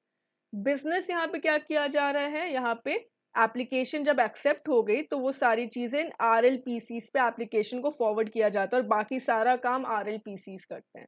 RLPCs को और भी बहुत सारे टर्म से जाना जाता है, जैसे कि रिटेल लोन हब बोल सकते हैं, रिटेल असेट प्रोसेसिंग सेंटर्स बोल सकते हैं. वो बैंक टू बैंक डिफर करता है. अब ये कैसे वर्क करता है, so the application and required documents are received by the branch and then they are forwarded to the retail loan processing centers. कई जगहों पे क्या होता है कि relevant information इलेक्ट्रॉनिकली ट्रांसफ़र की जा सकती है. कई सारे बैंक्स ऑनलाइन प्रोसेसिंग सिस्टम भी अडॉप्ट कर रहे हैं अब के टाइम पे बिकॉज ऑफ डिजिटाइजेशन, राइट. तो यहाँ पे क्या हो रहा है, यहाँ पे इंडिपेंडेंटली ब्रांच के पास डिस्क्रिशन नहीं है. वो क्या कर रहा है, वो बस एप्लीकेशन रिसीव कर रहा है, टर्म्स एंड कंडीशन समझा दे रहा है कस्टमर को. बाकी सारा काम प्रोसेसिंग का कौन कर रहे हैं, RLPCs या फिर जो रिटेल लोन प्रोसेसिंग हब्स हैं. और डिटेल में अगर इसको देखा जाए सो क्या स्टेप्स फॉलो करते हैं RLPCs. तो एक बार RLPCs के पास क्या आ गई, एप्लीकेशन आ गई, तो वो क्या करेगा, they will process the application, do the verification checks and arrive at the credit score. तो बेसिकली बस एप्लीकेशन लेने का काम होता है ब्रांच का. फिर जो रीजनल जोनल ऑफिस ने RLPCs क्रिएट किए हैं वो लोग क्या करेंगे, एप्लीकेशन का आगे का काम करेंगे, वैल्यूएशन करेंगे जहाँ पे भी सिक्योरिटी ली गई है. देन इनकम्बरेंस सर्टिफिकेट लेंगे, मतलब जो प्रॉपर्टी है that is in good shape और इन गुड कंडीशन. फिर लीगल ओपिनियन लेते हैं, इसके हिसाब से क्वांटम अमाउंट डिसाइड करते हैं. फिर उसके बाद advising the sanction of the loan, जो भी ब्रांच है टर्म्स एंड कंडीशंस के साथ. फाइनली ये सारी चीज़ें स्टेप्स के बाद वो बताते हैं कि हाँ कितना सैंक्शन करना है. फिर उसके बाद वो बोलते हैं कि एप्लीकेंट ने उन टर्म्स एंड कंडीशन को एक्सेप्ट किया कि नहीं किया.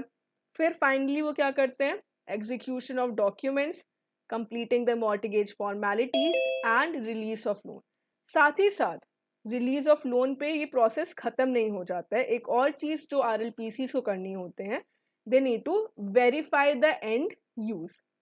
क्या यहाँ पे हो रहा है? ऐसा तो नहीं है कि इंडिविजुअल ने जो लोन लिया है it is for let's say opening a small shop, right, but उस अमाउंट को वो शॉप खोलने की बजाय अपना पर्सनल खर्च में यूज कर ले रहा है. तो ये नहीं होना चाहिए. एंड यूज क्या है? जो इंडिविजुअल ने एप्लीकेंट ने बताया है जिसके लिए वो यूज कर रहा है, ले रहा है लोन, उसी में उसको यूज कर रहा हो. तो ये काम भी होता है, इसका वेरिफिकेशन भी करते हैं. तो दोनों के बीच में डिफरेंस समझ में आया? स्टैंड अलोन मॉडल और सेंट्रलाइज मॉडल के बीच में डिफरेंस क्या है? सो यस, क्लियर है? टेल मी, दोनों मॉडल्स के बीच में कैसे वर्क कर रहा है, क्या डिफरेंस है? It's clear?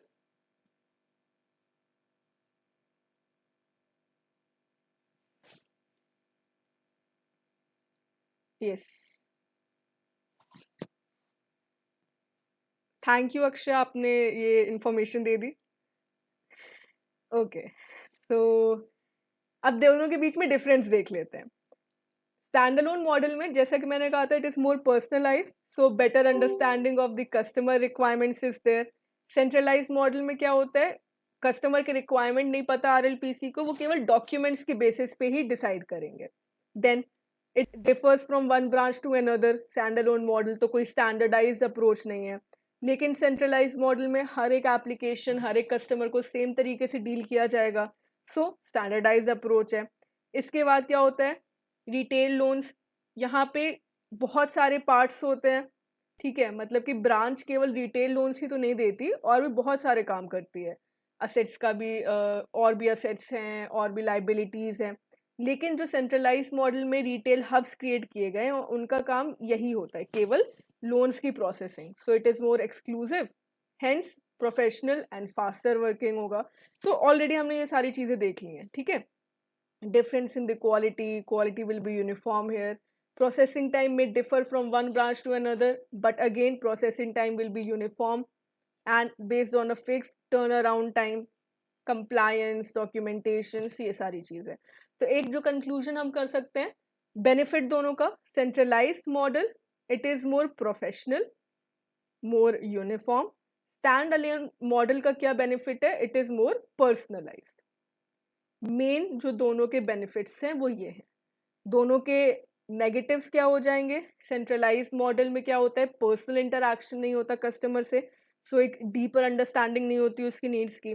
लेकिन स्टैंड अलोन मॉडल का जो नेगेटिव पॉइंट होता है वो क्या हो जाता है, इसमें क्या होता है कि क्वालिटी की बात की जाए तो क्वालिटी कैन बी लोअर.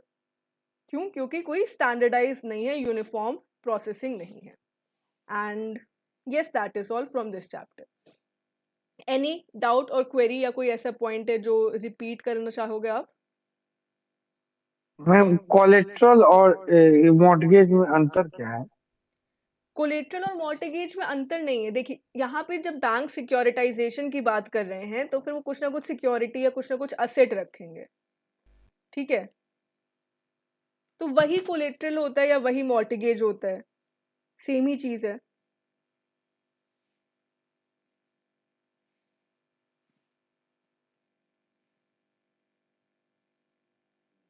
ठीक है.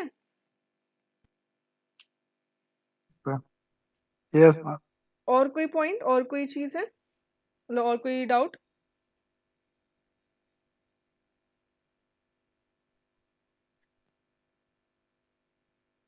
नहीं? चलो, तो फिर अगर इंफॉर्मेशन ओवरलोड नहीं हुआ है, आप थके ना हो, तो क्या हम लोग नेक्स्ट चैप्टर भी करें, या फिर आज के लिए इतना काफ़ी है? जैसा आप लोग बताओ. नेक्स्ट चैप्टर कंप्लीट अगर नहीं भी करेंगे तो थोड़े पॉइंट्स कर लेंगे. बताइए. नेक्स्ट चैप्टर क्या है ma'am? Next chapter name credit cards and debit cards. करवा दीजिए मैम. ठीक है, क्रेडिट कार्ड वाला पार्ट कवर कर लेते हैं आज. बाकी सब लोग भी अग्री कर रहे हैं? कर लें थोड़ा 15-20 मिनट का और क्लास. Yes, ma'am. ओके, चलो. सिंपल सा चैप्टर है, बहुत सिंपल चैप्टर है. कुछ भी ऐसा नहीं है जो आपको नहीं पता है ऑलरेडी, रिवाइज ही करना है एक तरीके से। सो क्रेडिट कार्ड, यहाँ पे हम लोग क्योंकि असेट प्रोडक्ट्स की बात कर रहे हैं, सो क्रेडिट कार्ड क्या होता है? Credit card is a thin plastic card. उसका डायमेंशन क्या होता है? 3 1.5 इंचेस और 2 1.5 inches in size, and it contains the identification information. Basically bye now pay letter, इस प्रिंसिपल पे वर्क करता है क्रेडिट कार्ड। दोनों ही क्रेडिट कार्ड या डेबिट कार्ड की अगर यहाँ पे हम लोग बात कर रहे हैं तो दोनों का पर्पस क्या है? For digitization, so that cashless economy, ये सारे टर्म्स हम यूज करते हैं। डिजिटाइजेशन हो गया, कैशलेस इकोनॉमी हो गया। And credit card is what? Buy now pay later. Debit card is what? Buy now pay now. Debit card में you need to have certain amount of certain sum of money in your account, then only you can use it. but credit card में ऐसा ज़रूरी नहीं है। Credit card में क्या होता है? चार्ज क्रिएट कर दिया जाता है that you need to pay later at the end of the month, और उस पर इंटरेस्ट अप्लाई होता है। All of these things are there. So credit card क्या होता है? प्लास्टिक थिन कार्ड है, हम सबके पास क्रेडिट कार्ड है। उसमें कुछ पर्सनलाइजेशन है, जैसे कि इंडिविजुअल का सिग्नेचर या पिक्चर हो सकता है, इंडिविजुअल का नेम हो सकता है उसमें, एंड जो सर्विसेज हैं it will be billed periodically. Basically credit card ये होता है। देन अब when we talk about a cash transaction, so cash transaction में बस दो लोग इन्वॉल्व हैं। If I am a shopkeeper and you are a person customer, आप मुझसे कुछ परचेज कर रहे हो, आप मुझे कैश दोगे, बस ट्रांजैक्शन खत्म, इससे ज़्यादा कुछ नहीं है। लेकिन जो क्रेडिट कार्ड ट्रांजैक्शन होता है इसमें पार्टिसिपेंट्स कितने होते हैं? There are 5 participants. These are the customer, जो कार्ड होल्डर होता है, द रिटेलर, जहाँ पे वो पे करने गया है, acquiring bank, clearing network, and the issuing bank. मतलब कि जिस बैंक को से अमाउंट किया जाएगा उसने क्रेडिट कार्ड इशू किया है, और जो इशुइंग बैंक होता है ये वाला, और एक्वायरिंग बैंक जिसमें अमाउंट रिसीव किया जा रहा है। ठीक है। सो कैश ट्रांजैक्शन में केवल 2 पार्टीज होती हैं, लेकिन इसमें इतनी पार्टीज होती है, दीज आर 5। सो डेफिनेटली थोड़ा कॉम्प्लिकेटेड है। अब तो नहीं, अब तो बहुत इजी हो गया, पर फिर भी जब स्टार्ट हुआ होगा तब कॉम्प्लिकेटेड रहा होगा। कॉम्प्लिकेटेड है, थोड़ा टाइम टेकिंग है as compare to the cash transactions. Then like I said, buy now pay later, and the complete process, it starts with the usage of the card and ends with the payment of the card dues. अब देखते हैं कि actually credit card का evolution कैसे हुआ था। India में credit cards काफ़ी लेट में आए थे as compare to the global world. तो पहले देख लेते हैं कि ग्लोबल वर्ल्ड का क्या सिनेरियो था। फर्स्ट टाइप जो क्रेडिट कार्ड के फॉर्म में इशू किया गया था, that was a first bank card, and it was issued in the year 1946 by a banker, ये एक बैंकर थे John begins, and it was called charge it। अब कई बार पेपर में ये क्वेश्चन रिपीट किया जा चुका है, तो अब कम चांसेस है कि डायरेक्टली ऐसा क्वेश्चन पूछे कि what was the first bank card, but फिर भी ठीक है, charge it first bank card था, जॉन बिगिंस ने किया था। बेसिकली अगर इसको इस तरीके से देखें तो जब इशू किया गया था तो लोकल मर्चेंट्स पे एक इस तरीके से पहले था कि कार्डबोर्ड के पीस पे लिख दिया जा रहा था कि आप जाके पे करो, और वो जो लोकल मर्चेंट है they can take that slip to the bank and they can recover the amount. इस तरीके से ये स्टार्ट हुआ था लोकल पेमेंट्स के लिए। फिर उसके बाद ये आइडिया काफ़ी सारे बैंक्स को पसंद आया, काफ़ी सारे कस्टमर्स को पसंद आया, तो उसकी डिमांड इंक्रीज हुई। Formal launch of the modern credit card, it took place in the year 1951 by whom? Franklin national bank ने ये फॉर्मल क्रेडिट कार्ड्स को इशू किया था। ये था 1951 में।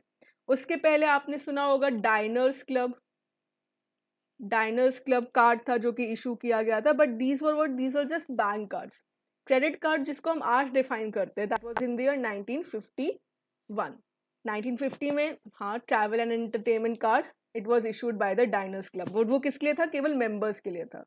जो डाइनर क्लब के मेंबर्स थे उनके लिए डाइनर्स क्लब था। फिर जब ये इशू हुआ this Franklin national bank when they issued there credit card, उसके बाद ज़्यादा फॉर्मलाइजेशन स्टार्ट हुआ। इन 1966 a group of card issuing banks they came together and established an association called inter bank card association. यही association आज के time पे master card के नाम से जानी जाती है. सो बेसिकली इस इंस्टीट्यूशन का, ये इस एसोसिएशन का रीज़न क्या था? ये एक फॉर्मल एसोसिएशन इस तरह से नहीं थी कि वो गवर्नमेंट के थ्रू नहीं था. बैंक्स खुद ही साथ में आए और उन्होंने डिसाइड किया कि rather than using your own policies, your own terms, कुछ यूनिफॉर्माइजेशन लाया जाए. तो कुछ टर्म्स एंड कंडीशंस क्रिएट किए, स्टैंडर्डाइजेशन क्रिएट किया, लीगल एस्पेक्ट्स क्या होने चाहिए हैं, सिक्योरिटी एस्पेक्ट्स क्या होने चाहिए हैं, ये सारी चीज़ें उन्होंने डिसाइड करना शुरू किया. तो this was the inter bank card association that was formed by various banks. फिर एक तो हमको पता है मास्टर कार्ड, दूसरा क्या इंपॉर्टेंट है क्रेडिट कार्ड बिजनेस में? वीज़ा. तो वीज़ा क्या था? Bank of America established an organization called the bank America service corporation और इन्होंने ही फ्रेंचाइज किया था बैंक अमेरिका ब्रांड. आज के टाइम पे इसको वीज़ा बोला जाता है. ठीक है. सो मास्टर कार्ड पहले क्या था, मेन पर्पस क्या था, और बैंक ऑफ अमेरिका ने जो इशू किया था, ऑर्गेनाइजेशन क्रिएट की थी bank America service corporation and it is now known as Visa. ठीक है. अब अनदर इम्पॉर्टेंट इन्फॉर्मेशन, ये बेसिकली एवोल्यूशन हुआ. इसके बाद तो क्रेडिट कार्ड बिजनेस बढ़ता ही गया, बहुत सारे बैंक्स बहुत सारे कंट्रीज में इंट्रोड्यूस हुआ. अब बैंक्स जो वर्क करते हैं क्रेडिट कार्ड को इशू करने के लिए या फिर इंफॉर्मेशन को यूज़ करने के लिए, these are basically two types models हैं. There is the closed loop model and then there is the open loop model. Closed loop मतलब कि लिमिटेड, उसके जो एंड पॉइंट्स हैं ओपन नहीं है, end points are closed. So here a single firm captures or processes all of the transaction data. इसमें कुछ भी टाई अप नहीं होता है. यहाँ पे क्या हो रहा है, जितनी भी डेटा है, जैसे कि जो ओनर होगा, owner of the card, they will directly contact the card holders, merchants, सारा ऑथराइजेशन, ट्रांजैक्शन, सारी चीज़ें वही एक फर्म करती है. जैसे कि डायनर्स क्लब, अमेरिकन एक्सप्रेस, ये जो कार्ड्स हैं ये क्लोज्ड लूप में है. जैसे कि अगर अमेरिकन एक्सप्रेस है, इसके जो भी कार्ड्स इशू किए जाते हैं तो वो अपना काम डिवाइड नहीं करेंगे. सारी चीज़ें, चाहे इशूइंग ऑफ कार्ड हो, मर्चेंट से बात करना हो, ऑथराइजेशन करना हो, मार्केटिंग हो, सारा काम वो खुद से ही करते हैं. तो कौन सा क्लोज्ड लूप सिस्टम है, कौन यूज़ करता है? डायनर्स क्लब और अमेरिकन एक्सप्रेस. दूसरा क्या है? Open loop system. Open loop system में क्या होता है, जो ट्रांजैक्शन डेटा होती है, it is shared by thousands of members. What is happening here is visa and master card, वो लोग क्या करते हैं, वो बैंक्स के साथ टाई अप करते हैं. ठीक है. And issuing bank is different from the merchant's bank. तो ज़रूरी नहीं है कि जो इशूइंग बैंक ने कस्टमर को दिया है कार्ड, वही बैंक मर्चेंट के पास जाके भी उससे वेरिफिकेशन करवाए, जो कि किस में था? अमेरिकन एक्सप्रेस के केस में था. यहाँ पे क्या हो रहा है, issuing bank can be different from the merchant bank और सारा इंफॉर्मेशन, ट्रांजैक्शन डेटा, ये सब शेयर किया जाता है. सो ट्रांजैक्शन किस तरीके से होता है, यहाँ पे एक सेंट्रलाइज्ड फॉर्म में होता है, क्योंकि यहाँ पे तो क्या था, ऐसा कुछ इंपॉर्टेंस ही नहीं था, बट यहाँ पे ट्रांजैक्शन डेटा ये सारा सेंट्रलाइज्ड होता है. यहाँ पे पार्टी ज़्यादा होती हैं as compare to the close loop system. जैसे कि जो एक्वायरिंग बैंक होगा वो अलग होगा, मर्चेंट बैंक अलग होगा. उसके अलावा और भी लोग जो कि इन्वॉल्व हो सकते हैं इसमें, they can be the processors, they can be the marketers. तो ये ओपन लूप है, सारा काम एक ही जगह पे नहीं हो रहा है, काम डिवाइड हो गया कि मर्चेंट बैंक का अलग बैंक होगा, इशूइंग बैंक अलग होगा, ये सारी चीज़ें. तो ये ओपन है. इसमें क्या है, इसमें डेटा शेयरिंग है, राइट. देन अगर हम लोग बात, ये दोनों पॉइंट्स इंपॉर्टेंट है. ठीक है. ओपन लूप क्या होता है, क्लोज लूप क्या होता है. तो मेनली डिफरेंस क्या है, क्लोज लूप में American Express for example, here all of the transaction data वो खुद ही यूज़ करते हैं. इसमें issuing bank, merchant bank, transaction, marketing, all of these things are done by the firm itself. Open loop में क्या हो रहा है, ट्रांजैक्शन डेटा इज शेयर्ड. ज़रूरी नहीं है कि इशूइंग बैंक, मर्चेंट बैंक ये लोग सेम रहे, टाइप्स होता है. देन इंडिया की अगर बात की जाए इंडियन सिनेरियो में, सो इंडियन सिनेरियो में क्रेडिट कार्ड बिजनेस कब स्टार्ट हुआ था, in the 1980s, right? काफ़ी late as compared to the global scenario, when the Central Bank of India introduced the credit cards that is known as the central card. So 1980 में central bank of India ने credit card अपना issue किया था. That was the first time credit card business started in India. अब India में mainly जो सबसे important players हैं that are the NPCI and the banks. NPCI banks के साथ टाई अप करके कई सारे कार्ड्स को इशू करते हैं, चाहे वो रुपए की बात कर रहे हो. रुपए के भी बहुत सारे कैटेगराइजेशंस होते हैं, वेरिएंट्स होते हैं. इसके अलावा इंडिया में और भी प्लेयर्स हैं जो कि ऑपरेट करते हैं. Visa, master card, American express, RuPay, ये सब वर्क करते हैं. ठीक है. हाँ, अब जैसे कि हमने बात किया था ना, अमेरिकन एक्सप्रेस जो था हम लोग का क्लोज्ड लूप था एंड वो क्या करते थे, वो खुद ही से इशू करते हैं, लेकिन बाकी सारे वीज़ा, मास्टर कार्ड, रुपए ये बैंक के साथ टाई अप करते हैं. ठीक है. So these players they do not issue cards directly to the customers. Bank करेगा. ये लोग क्या करेंगे, वीज़ा का कार्ड होगा बट कौन इशू करेगा, आपका बैंक इशू करेगा. And they sponsor a payment network. India में पेमेंट नेटवर्क क्या है, हम लोग का एनपीसीआई है. ठीक है. And what else. अब एनपीसीआई, हाँ, ये इंडिया का था. सेंट्रल बैंक ने, फिर से ये क्वेश्चन कई बार पूछा जा चुका है तो फिर से नहीं पूछा जाएगा, बहुत सिंपल, क्योंकि अब ये टॉपिक हो गया है. Then we have NPCI. NPCI के बारे में डिटेल में हम लोग नेक्स्ट चैप्टर में भी पढ़ेंगे. यहाँ पे basically what is NPCI. It is an umbrella organization for operating the retail payments and settlement systems in India. NEFT, RTGS, जितना भी है सारा चीज़ें. It is an initiative of RBI and the IBA. ठीक है. Under what? The provisions of the Payment and Settlement Systems Act of 2007. India में पहले कोई ऐसा अम्ब्रेला ऑर्गेनाइजेशन नहीं था जो कि सारी चीज़ों को नोटिस करता हो, रेगुलेट करता हो, जितने भी रिटेल पेमेंट्स हैं. But then under the act in 2007 फिर एनपीसीआई को लॉन्च किया गया है.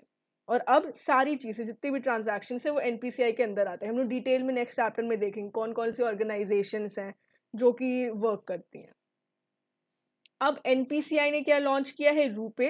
It is a new card payment scheme that is launched by NPCI and it offers a domestic open loop, यानी कि बैंक्स क्या करेंगे, डेटा शेयर करेंगे. Multilateral system. It allows all Indian banks and financial institutions to participate in electronic payments. RuPay Credit, RuPay Debit, RuPay Select, RuPay Platinum, बहुत सारे variants हैं RuPay के. ठीक है. तो पहले क्या था कि डेबिट कार्ड या क्रेडिट कार्ड यूसेज बहुत ज़्यादा नहीं था. फिर गवर्नमेंट ने बोला कि नई डिजिटाइजेशन करो, कैशलेस इकोनॉमी करो, तो एनपीसीआई ने ये वेरिएंट्स दिए. And these are particularly Indian RuPay. अब आप देखो सबके पास डेबिट कार्ड्स हैं, right. So RuPay is there. अब रुपे सेलेक्ट है, प्लैटिनम है, क्लासिक है, उसके अलग अलग डिफरेंसेस हैं. जो सेलेक्ट होगा उसमें कुछ कम फीचर्स होंगे, क्लासिक में कम फीचर्स होंगे as compare to platinum. Platinum में हम लोग को लाउंज एक्सेस मिल जाएगा. उसके अलावा इंश्योरेंस होता है, इंश्योरेंस कवर कितना मिलेगा, मोबाइल वॉलेट हो गया, और भी कई सारे बेनिफिट्स है, जैसे कि रेलवे टिकट से रिलेटेड बेनिफिट्स होते हैं. तो वो सारी चीज़ें किस में आती हैं, depends on the type of card that you have, उसकी लिमिट्स कितनी होंगी, right. So this is there. हाँ, अब ये इम्पॉर्टेंट है. क्रेडिट कार्ड्स बेसिकली दो टाइप के होते हैं.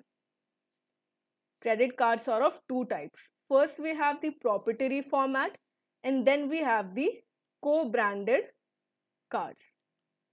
प्रॉपर्टरी फॉर्मेट वो होते हैं जो कि बैंक ने इशू किया है, इंडिपेंडेंटली बैंक ने इशू किया है, in the different brand names like classic, silver, gold, platinum. उसमें विड्रॉल लिमिट्स कितनी है, बाकी फैसिलिटीज़ कितनी है, ये सब कार्ड पे डिपेंड करेगा. तो ये क्या होता है, ये प्रॉपर्टरी होता है. उसके अलावा जो दूसरा हमारे पास होता है वो होता है को ब्रांडेड फॉर्मेट में. या तो बैंक क्या करेगा, इंडिपेंडेंट कार्ड्स देगा, ठीक है, वरना वो क्या करेगा, को ब्रांड करेगा. इसमें वो क्या करता है, टाई अप करता है. Tie up with hotels, oil companies. जैसे कि अगर इंडियन ऑयल के साथ बैंक ने टाई अप करके कार्ड निकाला, so whenever you use your debit card to make a payment for the purchase of petrol, diesel और any oil, you will get certain amount of discount. ठीक है. तो इसकी वजह से आप ज़्यादा चांसेस हो गए कि आप परचेज करो. या फिर होटल्स से रिलेटेड अगर बैंक ने टाई अप किया, तो अब अगर आप होटल में जा रहे हो, वहाँ पे रह रहे हो, तो आपको फ्री ब्रेकफास्ट मिल जाएगा या फिर आपको डिस्काउंट मिल जाएगा. देन एयरलाइन कंपनीज के साथ को ब्रांड करते हैं. सो basically they co brand the product with the brand name of the tied company. तो उस कार्ड में उस टाइप कंपनी का नाम भी मेंशन रहेगा. ठीक है. So this is the co branded format. तो या तो बैंक का इंडिपेंडेंट होगा, किसी के साथ टाइप के साथ नहीं होगा, that will be the proprietary format. वरना को ब्रांडेड करते हैं banks. And yes, now this is not important, ये हमने ऑलरेडी देख लिया है. Union bank of India in association with NPCI, उसने क्या लॉन्च किए थे? 2 वेरिएंट्स रुपए के लॉन्च किए थे, क्रेडिट कार्ड्स के, रुपए क्रेडिट कार्ड्स के, रुपए प्लैटिनम एंड रुपए सेलेक्ट क्रेडिट कार्ड. उसके बेनिफिट्स अलग अलग हैं. जैसे कि मैंने कहा था ऑलरेडी, लाउंज एक्सेस किस में मिलता है? रुपए प्लैटिनम में मिलता है, रुपए सेलेक्ट में नहीं मिलता. उसके अलावा इंश्योरेंस अमाउंट कितना मिलता है? All of these things are there. So these are the 2 types of credit cards that can be offered by the banks. What else? Bharat QR code क्या होता है? We already know. QR code हम लोग किसी merchant shop पे जाते हैं, mall पे जाते हैं. आज के टाइम पे तो सब्जी वालाज एंड इवन स्मॉल शॉप्स और कहीं भी हर जगह क्यूआर कोड्स अवेलेबल है. So what you do is you simply use your mobile app, banking app, you scan the QR code which is directly linked to the merchant's bank और आप payment कर सकते हो. ठीक है.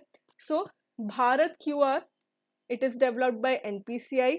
ये इंपॉर्टेंट है in collaboration with Mastercard and visa as an integrated interoperable QR based system. कब लॉन्च किया गया था? सितंबर 2016 में. ठीक है. तो एनपीसीआई ने ये भारत क्यूआर को लॉन्च किया है. उसके साथ साथ में बिली पे, ये भी इम्पॉर्टेंट है. What this does is it provides end-to-end digital payment solution and it is India's first point of sale device. ठीक है. तो सिंपली हमको क्या करना है? पॉइंट ऑफ सेल मशीन्स हैं, शॉप्स हैं, रिटेल शॉप्स हैं, वहाँ पे भारत क्यूआर कोड अवेलेबल है. आप सिंपली स्कैन करोगे और आप पे कर दोगे. And now it is integrated with the भीम क्यूआर और UPI as well. From when? Since 2017 सितंबर. तो अब भीम यूपीआई ये तो डेली आप लोग ऑलरेडी देख रहे हो. ठीक है. सो क्यूआर कोड है, स्कैन करोगे and you can make payments. That is Bharat QR. इसके बारे में और डिटेल में भी नेक्स्ट चैप्टर में है. सो क्यूआर कोड पेमेंट में कुछ पार्टिसिपेंट्स होते हैं. First is the acquire which is the merchant bank. तो एक्वायरर क्या करेगा? मर्चेंट ऑन बोर्डिंग करेगा, merchant management and mobile app solution provide करेगा. जिस भी शॉप पे भारत क्यूआर है, भीम पे है, यूपीआई है, तो उसका सारा फंक्शन कौन देखता है? जो एक्वायरर होता है, एक्वायरिंग. फिर इशुअर बैंक, इशुअर जो कार्ड को इशू कर रहा है, उसका क्या काम होगा? Customer related. So consumer on boarding, consumer को मोबाइल ऐप सोल्यूशंस प्रोवाइड करना. And then we have the transaction processing engine which is NPCI. तो एनपीसीआई क्या है? इंडिया में क्रेडिट कार्ड्स के लिए ट्रांजैक्शन प्रोसेसिंग करता है कंप्लीट. तो end to end transaction routing engine कौन है? NPCI. These are the parties that are involve in the QR card payment. अब कुछ important terms, this is I think the last information that we are going to discuss today. कुछ important firms इससे रिलेटेड, credit card से रिलेटेड. Joining and annual fees are charged at the time of issue and at the end of every year respectively, and it varies with the type of card. कुछ cards में joining annual fees कम होती है, कुछ cards में joining annual fees ज़्यादा होती है. ठीक है. एंड मोस्टली क्या होता है? एनुअल फीस बैंक्स हटा भी सकते हैं, फ्री भी रखते हैं. अगर लेट्स से जो कार्ड की लिमिट है वो बहुत ज़्यादा नहीं है, एक पर्टिकुलर लिमिट के अंदर ही है, तो जॉइनिंग फीस नहीं भी रख सकते हैं बैंक की, ये भी डिस्क्रिप्शन होता है. फाइनेंस चार्जेस क्या होते हैं? It is applicable in the event the card member deposits part of the total payment. Let's say eight the end of the month individual को जो पे करना है क्रेडिट कार्ड पे अपने, दैट इज ₹20,000, बट उसने 20,000 नहीं पे किया, उसने लेट्स से 15,000 किया. तो ये जो 5,000 बच गया उस पे फाइनेंस चार्जेस अप्लाई होंगे. So the balance outstanding it will be payable and it shall be carried forward to the subsequent statements. तो वो फाइनेंस चार्जेस होते हैं if you do not pay it. अगर आपने पार्शियल पे किया है। देन लेट फी भी होता है। मिनिमम अमाउंट ड्यू कैसे कैलकुलेट किया जाता है? It is calculated by adding the new debits for the month, previously unpaid payments and other charges. And again, all of this information is not very important, but एक बार read through कर लेना कि कितना amount due है, कितने amount पे interest charge किया जाएगा। इंटरेस्ट कैसे कैलकुलेट किया जाता है? It depends from bank to bank, it varies. Bank अपने हिसाब से इंटरेस्ट रख सकता है। Interest free period is also provided wherein no interest is charged for the card balance। अगर प्रीवियस कोई कार्ड ड्यूज नहीं है तो मैक्सिमम फ्री पीरियड कैसे होगा? It varies from bank 20 days to 50 days depending on the card issuer. Let's say bank क्या करता है, इसने 30th ऑफ या 31st ऑफ जनवरी तक बोला कि आपका अमाउंट जो होगा वो कैलकुलेट किया जाएगा क्रेडिट कार्ड में। उसके बाद वो क्या करता है, वो आपको, मैं बस एक एग्जांपल दे रही हूँ, ये फिक्स नहीं रहता है, 1 वीक का टाइम देता है in which you need to make the payment. If you do not, if you are not able to make the payment, तो कुछ ना कुछ फ्री पीरियड भी प्रोवाइड करेगा बैंक। उसके बाद भी अगर आप पेमेंट नहीं करते हो तो लेट फीस के चार्जेस होंगे, वो अप्लाई होंगे। ठीक है। Then interest will be charge for the unpaid balances. Monthly interest is annualized to arrive at the annualized percentage rate as well। तो यहाँ पे ये डिटेल में इतना नहीं क्वेश्चन पूछा जाएगा। जो पूछा जाएगा दैट इज जो हमने स्टार्टिंग में डिस्कस कर लिए, टाइप्स ऑफ कार्ड, एवोल्यूशन, ये सारी चीज़ें इंपॉर्टेंट होती हैं।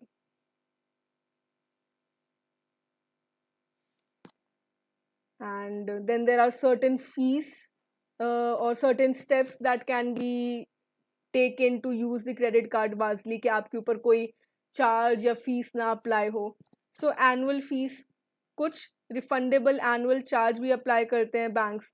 These are the other than the free lifetime cards, कुछ most of the credit cards have a non refundable annual charge, जो कि बैंक्स बोलते हैं कि कस्टमर्स को पे करना ही होगा। सो यहाँ पे फ्यू कार्ड्स आप देख सकते हो कि कौन से कार्ड हैं आपके। अगर लिमिट के हिसाब से कोई ऐसे कार्ड हैं जिसमें फ्री मिल रहा है, आपको एनुअल फीस नहीं पे करनी पड़ रही है, तो rather you can choose that card.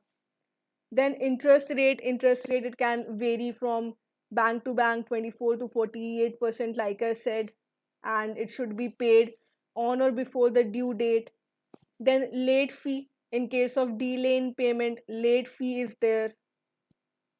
Foreign markup, अगर आप इंटरनेशनल क्या कर रहे हो, ट्रांजैक्शंस कर रहे हो, तो उसमें एक्स्ट्रा कुछ चार्जेस अप्लाई होते हैं। It varies from 2 to 4%। तो एक बार बस गो थ्रू कर लेना ये सारी इन्फॉर्मेशन कि क्रेडिट कार्ड में चार्जेस हैं वो कैसे अप्लाई होंगे। Mostly again it differs from bank to bank. Bank अपने हिसाब से, कार्ड के हिसाब से, जो सर्विसेज वो लोग प्रोवाइड कर रहे हैं उसके हिसाब से ये सारी चीज़ें डिसाइड कर सकते हैं।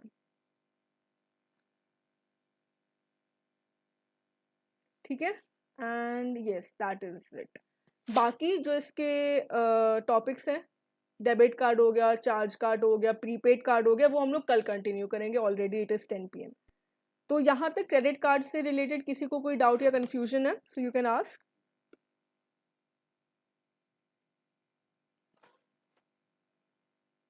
नहीं, कोई डाउट नहीं है?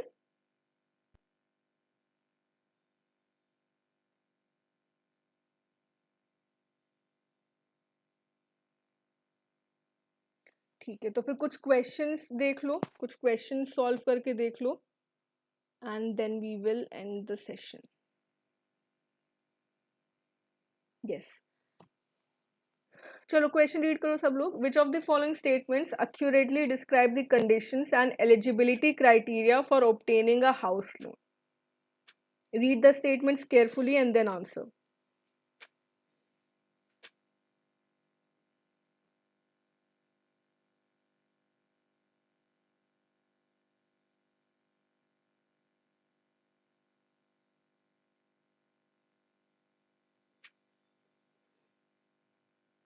हाँ बताइए, हाउसिंग लोन में कौन कौन से कंडीशंस और एलिजिबिलिटी हैं जो कि सही दिया गया है?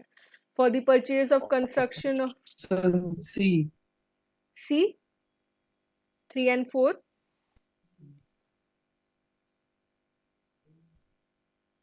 Three and four, okay. Yes, 3 and 4 is correct, right? It is based on the income and repayment capacity and loan margin requirements. ये determine किया जाएगा through the loan to value ratios. Correct. Next, what are the correct statements regarding the Pradhan Mantri Awas Yojana?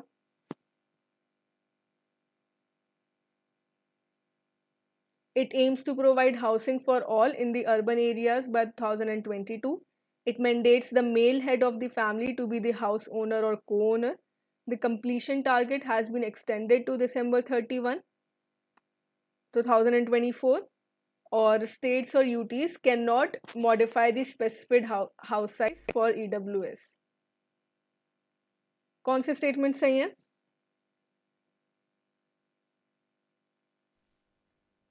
Option B. B, ma'am. Option B, 1, 3 and 4. Okay, actually ये 31st दिसंबर के लिए नहीं किया गया है. Yes, 2024. So 1 and 3 is correct. Second, ये 1, 3 and 4 नहीं, मैंने ये बोला था ना स्टेट्स और यूटीज को भी कुछ डिस्क्रिप्शन दिया गया है. मैंने कहा था ना फिक्स्ड नहीं है. गवर्नमेंट ने स्टेट्स और यूटीज को बोला अगर उनके एरिया में वो चाहे तो इकोनॉमिकली वीकर सेक्शन को बियॉन्ड 30 स्क्वायर मीटर भी एक्सटेंड कर सकते हैं, right? So 1 and 3 is correct. ये वाला गलत हो गया. And second statement is incorrect because हाँ मेल हेड नहीं होता है, फीमेल हेड को रखा जाएगा, फीमेल हेड. ठीक है, okay. Next, which of the following statements accurately reflect the eligibility and terms for vehicle loans? Yes, vehicle loans का बताइए. Hindu undivided families are eligible for vehicle loans. Loans can be used for purchasing new or second hand.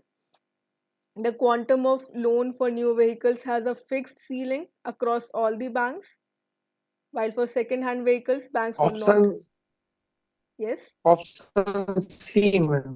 option C. Option C. Option C is 2 and 4. C. Yes, 2 and 4 is correct. 1 क्यों incorrect है? Because Hindu undivided family हमने देखा था, these are not eligible, right? और कौन सा statement incorrect है? Third, new vehicle, हाँ इसमें ऑपोजिट होगा. जो सेकेंड हैंड व्हीकल्स है उसके लिए बैंक स्पेसिफाई करेंगे, लेकिन न्यू व्हीकल्स के लिए यूजली नहीं करते हैं. It depends on the particular customer और vehicle. So 2 and 4. Next, which of the following provisions are included in the terms for educational loans? Educational loans के लिए कौन से प्रोविजंस हैं? Student setting up startup units can be granted moratorium on the repayment of principal up to 2 years. The margin requirement of the loan must be paid upfront. Scholarships, fee waivers, and other financial aids are available. Made available to the student are not considered while computing the loan amounts.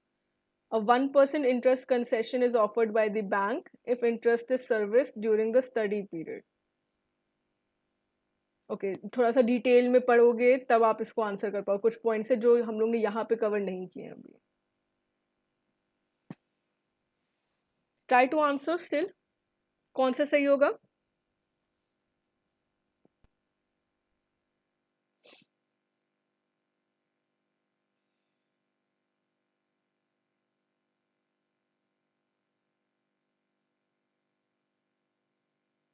Option B, ma'am. Option D. Let us see. B, B. B नहीं, D ही सही है. 1 and 4. 1 and 4. देखते 2 और 3 क्यों नहीं सही है? The margin requirement for the loan must be paid upfront. नहीं, ये तो गलत ही होगा ना. 2 कैसे सही होगा? ये बोल रहा है कि जो लोन का मार्जिन रिक्वायरमेंट है वो हाँ. अपफ्रंट पे करना होगा. तो ये तो पॉसिबल ही नहीं है ना स्टूडेंट के लिए. तो सेकंड स्टेटमेंट तो सही होगा ही नहीं. मार्जिन तो ला हाँ, सेकंड स्टेटमेंट नहीं है, वही होगा. हाँ, सो 1 and 4.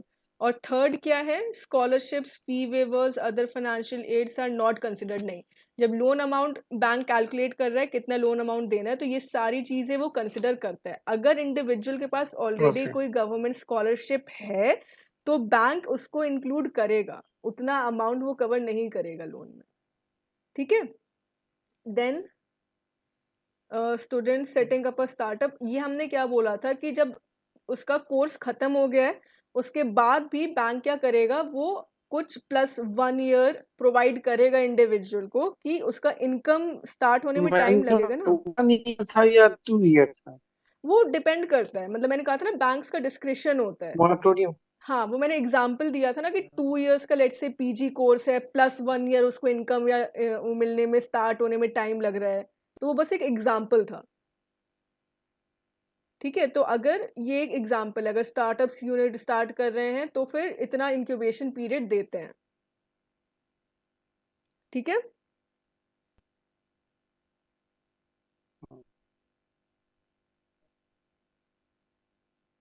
ओके, नेक्स्ट देखो, विच of the following statements accurately describe the processing models for retail loans in the banks. जो 2 मॉडल्स हमने पढ़े थे उसके according.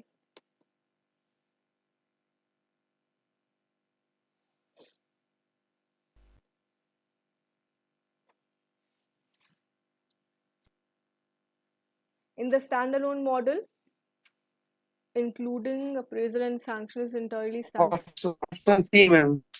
C, yes. Option C is correct. C क्या बोल रहा है? Standalone model, branches independently process the retail loans, including, yes, this is correct. Okay, C is right. Then, which statements accurately reflects the transaction process between cash and credit? अच्छा, ये second chapter से है फिर, ठीक है। Cash और credit card payments के बीच में क्या डिफरेंस है या फिर क्या सिचुएशन है जो एक्यूरेटली डिस्क्राइब कर रही है? Cash transactions are more complex, credit cards only involve the customer and retailer, issuing bank plays no role in the credit card transaction, और the credit card transaction involves 5 parties. D. Yes, D is right. Option D होगा. Yes, very good. D is the correct option. हाँ, ठीक है। Next, which of the following statements are true regarding the NPCI and its RuPay card scheme? NPCI is a joint initiative of RBI and IBA. RuPay are exclusively international. RuPay schemes includes variants. Yeah, it does not include variant. B, ma'am. Option B. Option B. Yes, option B, 1 and 3. Yes, B is correct. Very good. Okay, what else? Which of the following statements accurately describe the features of RuPay credit cards issued by Union Bank of India in association with NPCI? अच्छा, हमने point cover किया था ना ये कि union bank of India ने RuPay select और RuPay platinum credit cards issue किए हैं। तो हाँ, बताओ। Both of them offers unlimited lounge access in airport worldwide. RuPay Select offers a higher insurance amount for loss of life or permanently disabled. Fuel surcharge waiver, utility bill, cash bank offer identical for both of them. Special incentives or reward points are exclusive to the co-branded credit cards and not available to RuPay credit cards. कौन से statement सही होंगे?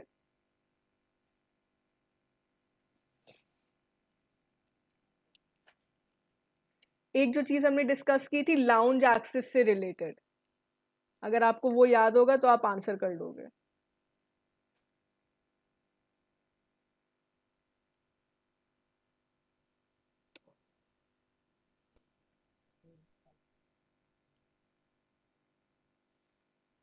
Let us see what is the correct answer. Yes, 2 and 3. हमने क्या बोला था, हम discuss क्या कर रहे थे कि रूपे प्लैटिनम कार्ड में लाउंज एक्सेस है, रूपे सेलेक्ट कार्ड में लाउंज एक्सेस नहीं है, पर इसमें क्या बोल रहे हैं, अनलिमिटेड लाउंज एक्सेस। तो फर्स्ट स्टेटमेंट तो इनकरेक्ट हो गया और फर्स्ट स्टेटमेंट ए बी और डी में दिया हुआ है, केवल सी में नहीं है, so 2 and 3 will be correct. और फोर्थ स्टेटमेंट क्या कह रहा है, स्पेशल इंसेंटिव्स और reward points are exclusive to the co branded cards. ऐसा नहीं है, को ब्रांडेड कार्ड्स नहीं, बल्कि बैंक्स ने जो ये प्रॉपर्टीशिप कार्ड्स दिए हैं उसमें भी स्पेशल इंसेंटिव या रिवॉर्ड पॉइंट्स मिलते हैं। ठीक है, so 2 and 3, only 2 and 3 will be correct. Yes, and that's all. So एक बार इसको भी देख लीजिएगा, रुपे क्रेडिट कार्ड और रुपे मतलब सेलेक्ट और प्लैटिनम में क्या डिफरेंस है। एंड नेक्स्ट वाले चैप्टर में भी हम कवर करेंगे उसको, क्योंकि इस चैप्टर में बहुत डिटेल में दिया भी नहीं था और उतना इम्पोर्टेंट भी नहीं। रुकिए अभी क्लास करूंगा। आपकी वॉइस ब्रेक हो रही है, कुछ कह रहे हो आप? Okay, so that is all for today. कोई डाउट या क्वेरी अगर होता है तो डिस्कस कर लेते हैं। एंड मॉक टेस्ट प्रैक्टिस कर रहे हो आप लोग?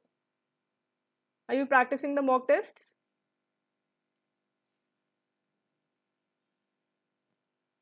कितने चैप्टर्स के मॉक टेस्ट हो गए, कर रहे हो? Yes ma'am, okay. अच्छा, कल मैम जो मॉक टेस्ट में प्रॉब्लम आ रहा है हाँ तो ग्रुप में डाल सकते हैं हाँ हाँ कर सकते हो आप। क्वेरी। यस यस यस, अगर कोई डाउट है तो आप ग्रुप पे शेयर कर सकते हो, बाकी लोग का भी बेनिफिट हो जाएगा। इसमें डालते हैं व्हाट्सएप ग्रुप में। हाँ हाँ व्हाट्सएप हाँ, ग्रुप श्योर। व्हाट्सएप ग्रुप में। हाँ हाँ कर दीजिएगा। अच्छा, वन थिंग, कल आप लोग का तनवीर सर के साथ फर्स्ट क्लास होगा। टाइमिंग सर अपडेट कर देंगे, मोस्ट प्रोबेबली इसी टाइम पे रात में होगा। कल मेरी क्लास नहीं होगी, कल सर की ही क्लास होगी। मंडे को वापस से मेरी क्लास और सर की क्लास, दोनों की क्लास होगी। ठीक है, सो एएफएम का फर्स्ट सेशन आई थिंक किसी अक्षा आपने ग्रुप पे बोला था, है ना? तो कल से स्टार्ट हो रहा है। So Yes, ma'am. Make sure to attend tomorrow session as well, because मैं फिर से रिपीट करूंगी, रिटेल बैंकिंग फिर भी इजी है, आपको अब तक समझ में आ ही गया होगा। बहुत ऐसा कुछ नहीं है जो समझने की कोशिश हो, आप डेली जो अपना फंक्शन कर रहे हो उसी में। But AFM definitely requires more practice and more effort, so attend those classes with full rigour. And okay then, that's it, that's all. If you have any doubt और क्वेरी फर्दर रिवीजन के time पे तो आप group पे भी पूछ सकते हो। सो एंड करें आज का session? Yes, ma'am. Okay then, ठीक है, चलो good night and yes, okay, thank you everyone.